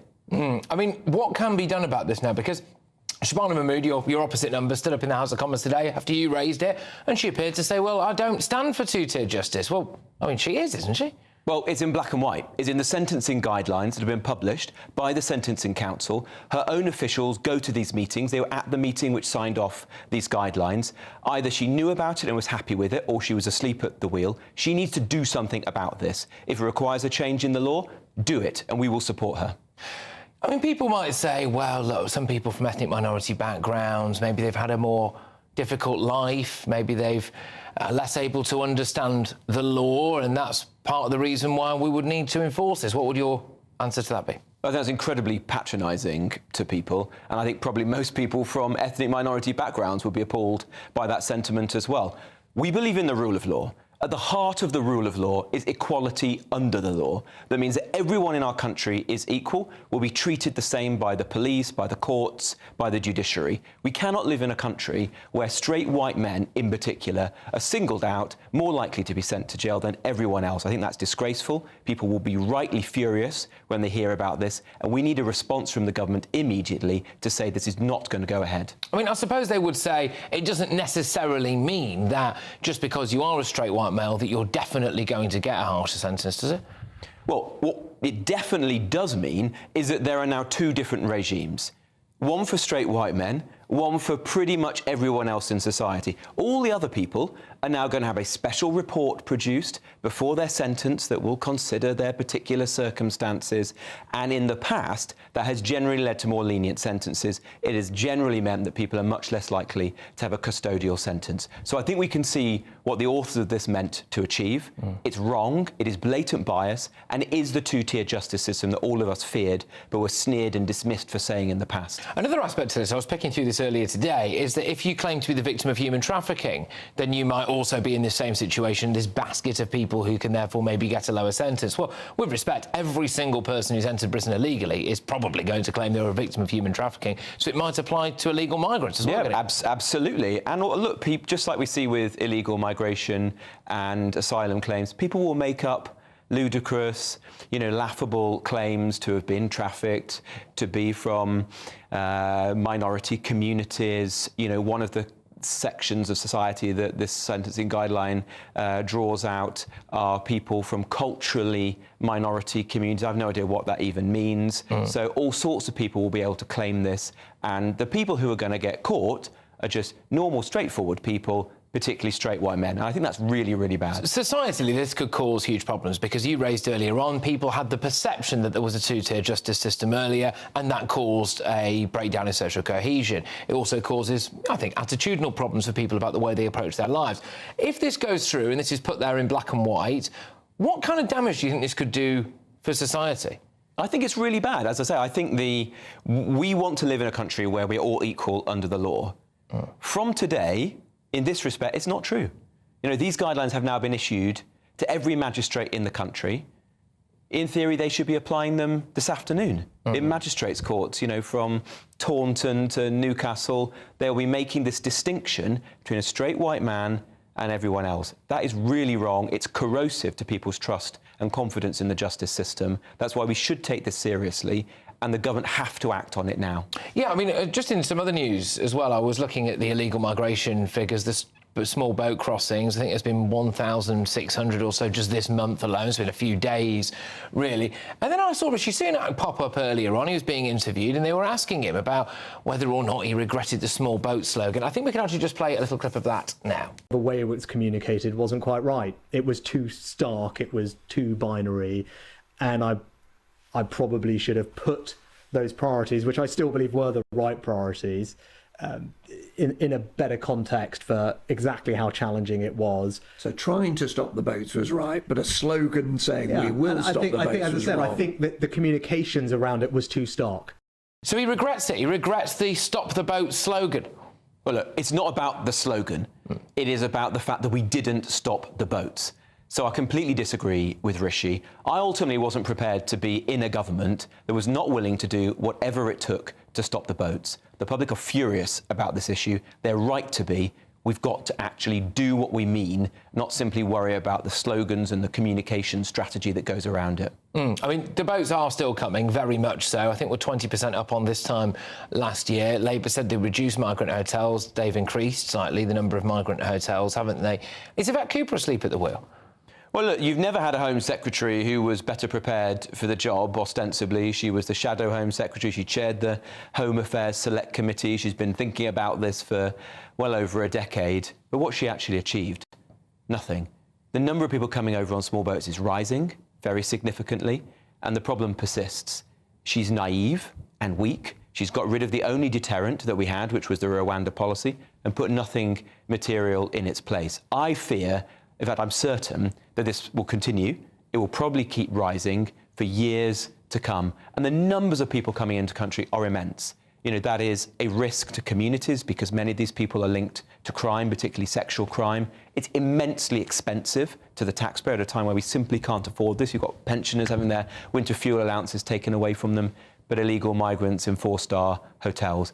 It's got to end. That's clearly not going to happen under this Labour government. That's why we've got to change it. And look, they will obviously say that the only reason they're in this mess now is because things were much worse than they ever thought they were when they looked under the bonnet after 14 years of Tory government, weren't they?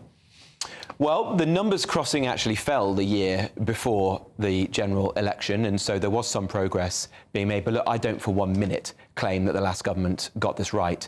We should have done more. I ultimately chose to resign from the government because we were not willing, or the government wasn't willing at the time, to do what was necessary, which was change our human rights laws, detain, deport people within hours and days, not weeks, a month. That is the only solution to this problem. And whether it's this government or the next one, it's got to wake up and do that. Thank you very much for your time today, Robert Jenrick there. Thank you.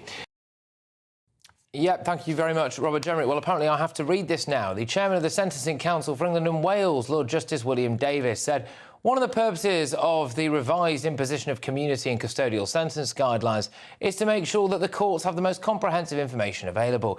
The reasons for including groups vary, but include evidence of disparities in sentencing outcomes, disadvantages faced within the criminal justice system, and complexities in circumstances of individual offenders. Sentences are decided by the independent judiciary following sentencing guidelines and taking into account all the circumstances of the individual offence and their individual offender. Fantastic. Right, coming up, I'll bring you the very first look at tomorrow's newspaper front page, including breaking news tonight.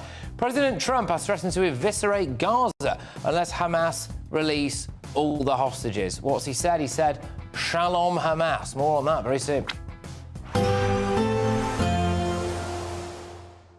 I forecast a perfect holiday in the sun. Weather looking good then? For sure, and no worries about our travel insurance. All Clear Travel Insurance sponsors GB News travel destinations forecast. Whilst high pressure in the south of the UK brings sunshine, it will turn increasingly unsettled for Iberia, although mostly fine for Italy and for much of Greece, albeit with a keen breeze through the Greek islands into Thursday. There'll also be a freshening breeze through Sicily and some outbreaks of rain turning up here. But the most unsettled weather will be Iberia, particularly Portugal, through the rest of the week and into the weekend. Some heavy downpours, thunderstorms and strengthening winds. All Clear Travel Insurance sponsors GB News travel destinations forecast.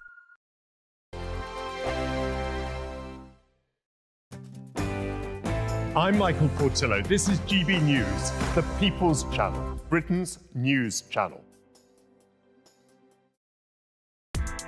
Join me, Nana Akwe, for an informative, interactive news programme with a difference. It's fun. No, he didn't say that, though. I'm so surprised. I think there's an element of truth to that. Join me from 3 p.m. every weekend, only on GB News, Britain's news channel. Sunday with Michael Portillo from 11, only on GB News. A new study has found that almost 8 in 10 of Gen Z Brits believe that the romantic poems of Shakespeare, Keats, Barrett Browning and the rest are outdated and irrelevant. Can we re-engage youngsters with such verse? Can the Gen Z audience become infatuated with love poetry? Joining me now is the Professor and Chair of English at the University of Virginia, Andrew Stauffer. Andrew, welcome to GB News. Good to see you. Good to see you, Michael. Thank you for having me. What is it that a poet does with language and in love, with language and with love, to express love better than any other way in which it can be expressed? Yeah, it's a good question. I mean, it is, it's relying on language as being the primary way that we get in touch with our feelings, that, poetry is the language art par excellence. And so it's the assumption that the more we can use our words to talk about our feelings, the deeper, more pleasurable, more available those feelings actually are to us. And so in a certain way, reading poetry, not only we recognize our feelings, we even catch feelings from art, from poems, from songs, from stories. There's a way that even our own most personal relationships are structured by the culture that we have grown up in and that we've been immersed in. And so it really can be an aid, or at least a transformative experience to encounter language, to give yourself words for your own very private feelings that turns out have been felt by other people going all the way back to Sappho and Catullus and Horace and through Shakespeare and through the whole English tradition. So that can be galvanizing as well, really kind of eye-opening to know that you're not alone in your feelings. GB News, the People's Channel. Headliners on GB News 11 p.m. every night. It's got 3 top comedians going through the next day's newspapers so you don't have to read them, which is great. That's a good point. He's lying. I mean, maybe he's not lying. That's Headliners every night from 11 p.m. and 5 a.m. as well on GB News, Britain's news channel. I'm Stephen Dixon, and thanks for joining us on GB News, Britain's news channel.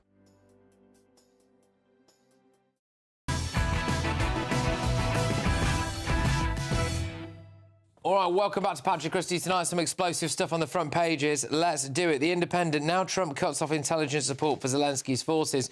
I'll be honest with you, the front pages are all currently out of date, actually, because of one of the big stories that's doing the rounds with Trump. But we'll rattle through them. The Guardian, US stops sharing intelligence to power pressure on Zelensky. And then the Mail, new 2-tier justice fiasco. And then the Daily Telegraph, Trump turns off Ukraine missiles. But it is actually another Trump story that we are going to be talking about, because it's this. Release all the hostages now, not later, and immediately return all of the dead bodies of the people you murdered, or it's over for you. This is President Trump, who's written in the last hour on Truth Social. He said, Shalom Hamas. Shalom can mean both hello and goodbye. He says he's sending Israel everything it needs to finish the job.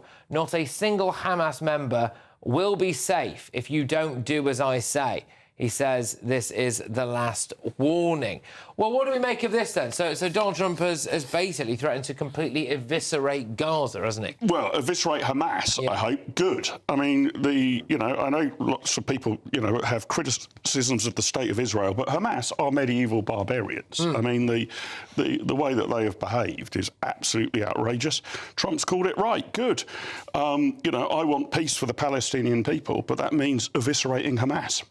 So Trump there, just come out and say, if they don't comply, he'll give Israel everything they need to do the job. Let's remember, people seem to forget that Hamas also targeted a lot of innocent people in Gaza themselves. They bullied them, they took their money, they spent a lot of the aid on underground tunnels and rockets rather than humanitarian aid. Yeah. These are bad people. They're a terrorist group. And I think, hopefully, he's put the wind up them tonight, because if they don't, he will go through with his promise. You should take Trump both seriously and literally on what he said there, I think. Yeah. Well, what do you make of that, Stella, him saying, this is basically goodbye for Hamas if they don't do exactly what he says? I'm just extremely worried, because there are all of these innocent people in Gaza who have been living through a nightmare, and their nightmare is not over. And with the one person in the world who could perhaps help them is going on Twitter and posting like a teenager, when really what the world needs right now is a responsible adult who is going to look at the facts on the ground and offer some actual help. And I'm actually extremely worried about him giving more ammunition to Israel to... What do you make of, that footage of the dead Jewish babies coming back in coffins? Unbelievable. Absolutely. And there were tens of thousands... I can be sad about... Hang on a second, let me finish. And there were tens of thousands of, innocent Palestinians, were they? Out on the streets cheering for that? What did you make of that? I make that half of the population of Gaza are children. Right. And I do not think that children should be held accountable for the actions of a handful of adults. Hamas don't care about those children, do they? Clearly. Of course they don't. Right. But we can care about those children. But it's good. You would support taking out Hamas, yeah? If we can... Now, I agree with you, you've got to be very careful about civilian casualties. You want to avoid collateral damage as far as you can. But if we can take out Hamas, we should. They clearly haven't. Okay, that's on the way that you actually execute the policy. But there hasn't been... Okay, so how exactly do you think that in the situation that exists in Gaza right now, you have Hamas, which by now they have been the last 2 years have been the best recruitment campaign for them. How exactly? When do you stop having new Hamas members? What about raping and murdering Jewish men, women, children, and babies would advertise as a recruitment campaign for an organisation, Stella? I understand what you're saying, Patrick, but if your entire family has died in front of your eyes, would you not be angry at the person who did? Would you think the person who did this to you? What's the solution to that? We've got to take out. Is your solution that you're going to just ethnically cleanse the entire Gaza? It's nothing to do with ethnicity. It's ethnic. Is it not ethnic cleansing when Hamas is saying that we're going to take all of the Palestinians out of Gaza and we're going to reinvigorate Gaza? Hamas might be involved in ethnic cleansing. Turn it into... I think we need to totally take out Hamas. But can we focus on what Trump is saying? To do with their behaviour. Can we focus a bit on what Trump has been saying? Has Trump not been threatening ethnic cleansing? Yes or no? I don't think so. We're going to move on now because I'm sick of this. Right, so if this doesn't perfectly sum up modern Britain, then I'm not quite sure what does. Here we go. Many times I'm a hook on the rise of the glass to the swing man's rumble now. Just shot next shot every attempt to take man's life. Walking the candy, running high in verbal, slack with the ain't no sign. The bad boys from Instagram live, but they look good when they want it so high. Many times I'm a hook on the rise of the glass to the swing man's rumble now. Absolutely cracks me up that you've got an Uber Eats or whatever it is driver there who can't get to deliver his food for someone because there's a drill rap music video taking place in front of that block of flats. So it's just, welcome everybody, welcome to Britain. Anyway, coming up, Hugh Edwards is refusing to pay back his BBC salary. Well, we knew that before, but the line for me is this: what are the BBC actually doing to try to force him? Stay tuned. Hello again and welcome to the latest update from the Met Office for GB News. It stays clear in the south overnight, but with an increased southerly breeze, there'll be less frost and fog around, and it will also turn less wet and windy across northern parts of the UK. We've got a transition period with our weather systems. It's been unsettled in the far north, and it continues to stay that way across the north of Scotland, some parts of southwest Scotland and Northern Ireland overnight. Wet and windy weather continuing, but it does eventually turn drier from the south as southerly winds begin to turn up.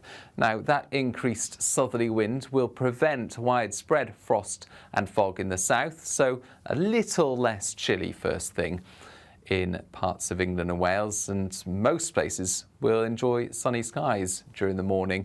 In fact, brighter skies are expected across central and southern Scotland with more cloud breaks about, but it continues to be wet and breezy in the far north of Scotland. Northern Ireland, a lot of cloud, but again here, something a little brighter is starting to emerge. For much of England and Wales, it's clear blue skies, but the first signs of a change on the way there for southwest England with a build of medium-level cloud.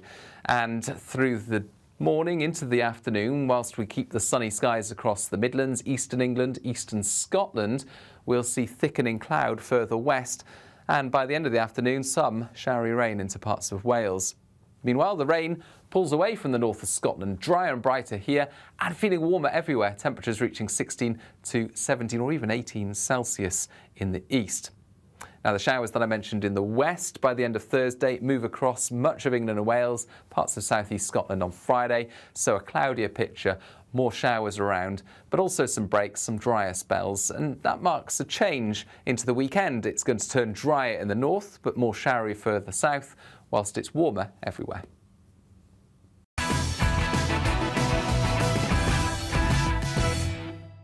Welcome back. Some more front pages for you. We start with The Sun. Mafia cop killer free to roam UK. This is a terrorist cop killer who we can't deport because if we sent him back to Albania, rival mobsters might kill him. So there we go. The Daily Express. Fulfill la promesse, calls mount for French to turn Channel boats around. And The Times, more people will die after US cuts, says Ukraine MP. Right, let's just very quickly focus on what's on the front page of The Sun. Massive story, this. Adam, I mean, this is a bit ridiculous, to say the least. We can't deport a guy in case other criminals kill him back home. So, look, we've got another case where the ECHR are putting Brits at risk. Our human rights to a safe life are being put at risk because of this ruling.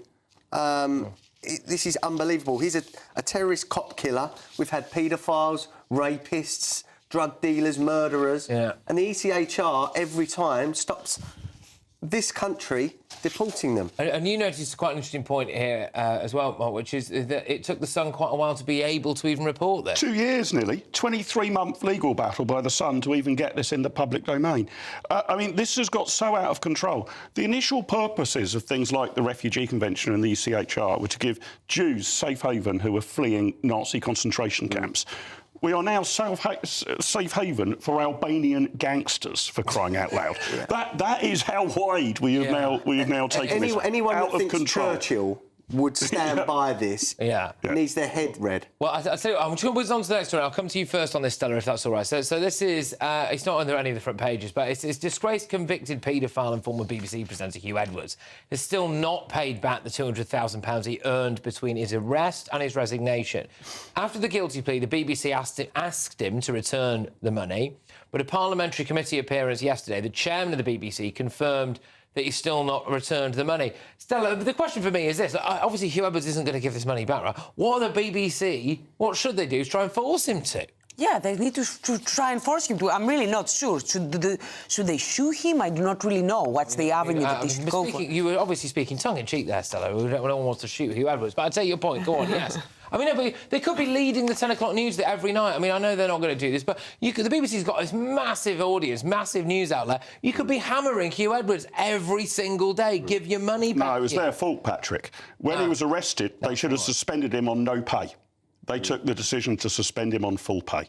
That was a bad decision by the BBC. For the rest of his life, he's going to have a huge pension as well. Yeah. Let's just remember, this is a guy that had pictures of seriously young kids. Yeah. This is a sick man. This is a convicted So the BBC should not have suspended him on full pay. And he should be in prison. If you ask anyone on the street, this man should be in prison, and it's an injustice that he's not. And he's taken our taxpayers, our licence fee and run off. I suppose one of the questions is, or one of the takes on this, Stella, I don't know if you share this view or not, is that if somebody is arrested for something and they're yet to be convicted of something, then even if it's as horrendous as this is, which is about as bad as it gets, right? Maybe you should wait for them to be found guilty before you suspend the pay. I don't know. Or I suppose you... Go on, what do you think? Yeah, well, yeah, that is true, right? Because, OK, for this, it's easy when the crime in question is pedophilia, but if it was something else and it was someone who perhaps didn't commit that crime, then, you would be enraged. Yeah. Well, it's pretty important for the BBC that its top talent are not arrested for very serious crime. And I would have thought that a contractual stipulation should be, if you are arrested for a very serious crime, you will be suspended without pay. Yeah, well, fair enough. They could have even backdated that pay had he been found not guilty. Another question is, why are so many paedophiles... Have they worked at the BBC in the past? Why? Well, I don't know, but there have been a few. Anyway, this is a bit of a lighter note to end the show on. In a touching moment during his speech to Congress last night, President Trump honoured a 13-year-old boy called DJ Daniel. Look at this.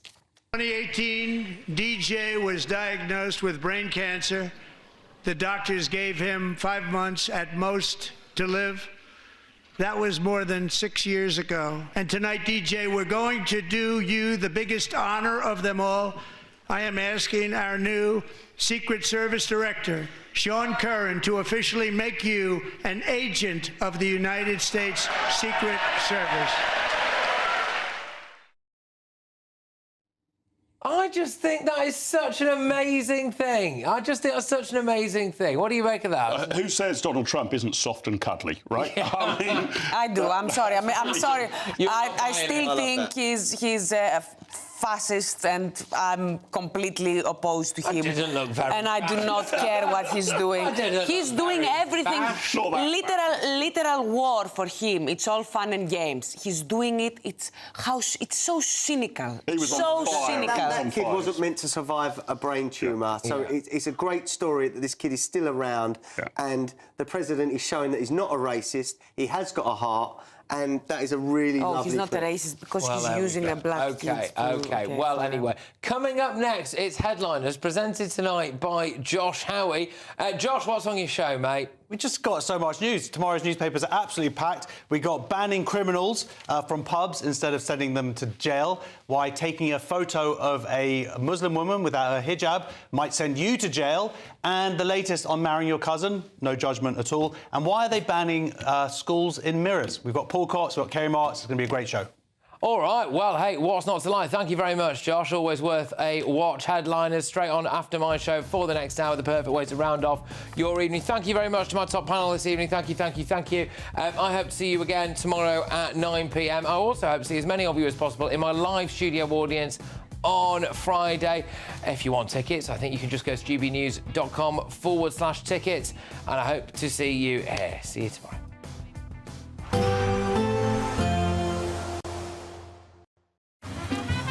Despite the morning rain, it'll be a nice, warm, cosy day ahead. Boxed heat pumps, sponsors of weather on GB News. Hello again and welcome to the latest update from the Met Office for GB News. It stays clear in the south overnight, but with an increased southerly breeze, there'll be less frost and fog around. And it will also turn less wet and windy across northern parts of the UK. We've got a transition period with our weather systems. It's been unsettled in the far north, and it continues to stay that way across the north of Scotland, some parts of southwest Scotland and Northern Ireland overnight. Wet and windy weather continuing, but it does eventually turn drier from the south as southerly winds begin to turn up. Now, that increased southerly wind will prevent widespread frost and fog in the south, so a little less chilly first thing in parts of England and Wales, and most places will enjoy sunny skies during the morning. In fact, brighter skies are expected across central and southern Scotland with more cloud breaks about, but it continues to be wet and breezy in the far north of Scotland. Northern Ireland, a lot of cloud, but again here, something a little brighter is starting to emerge. For much of England and Wales, it's clear blue skies, but the first signs of a change on the way there for southwest England with a build of medium-level cloud. And through the morning into the afternoon, whilst we keep the sunny skies across the Midlands, eastern England, eastern Scotland, we'll see thickening cloud further west. And by the end of the afternoon, some showery rain into parts of Wales. Meanwhile, the rain pulls away from the north of Scotland, drier and brighter here and feeling warmer everywhere, temperatures reaching 16 to 17 or even 18 Celsius in the east.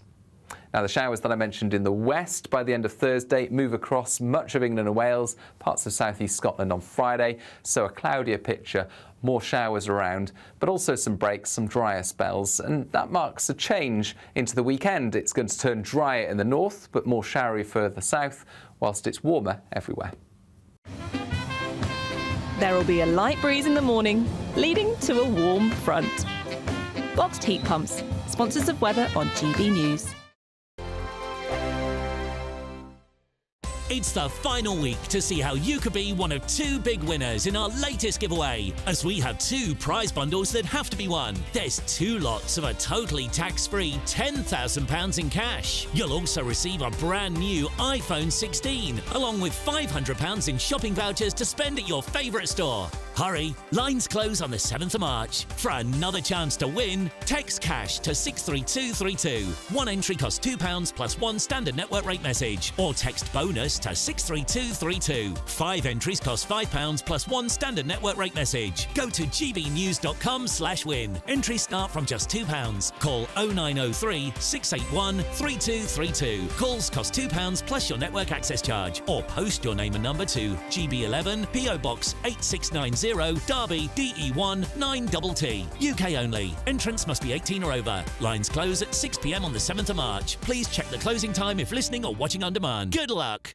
I'm Michelle Dewberry and this is GB News, the People's Channel, Britain's news channel. Patrick Christys Tonight. Weekdays from 9 p.m.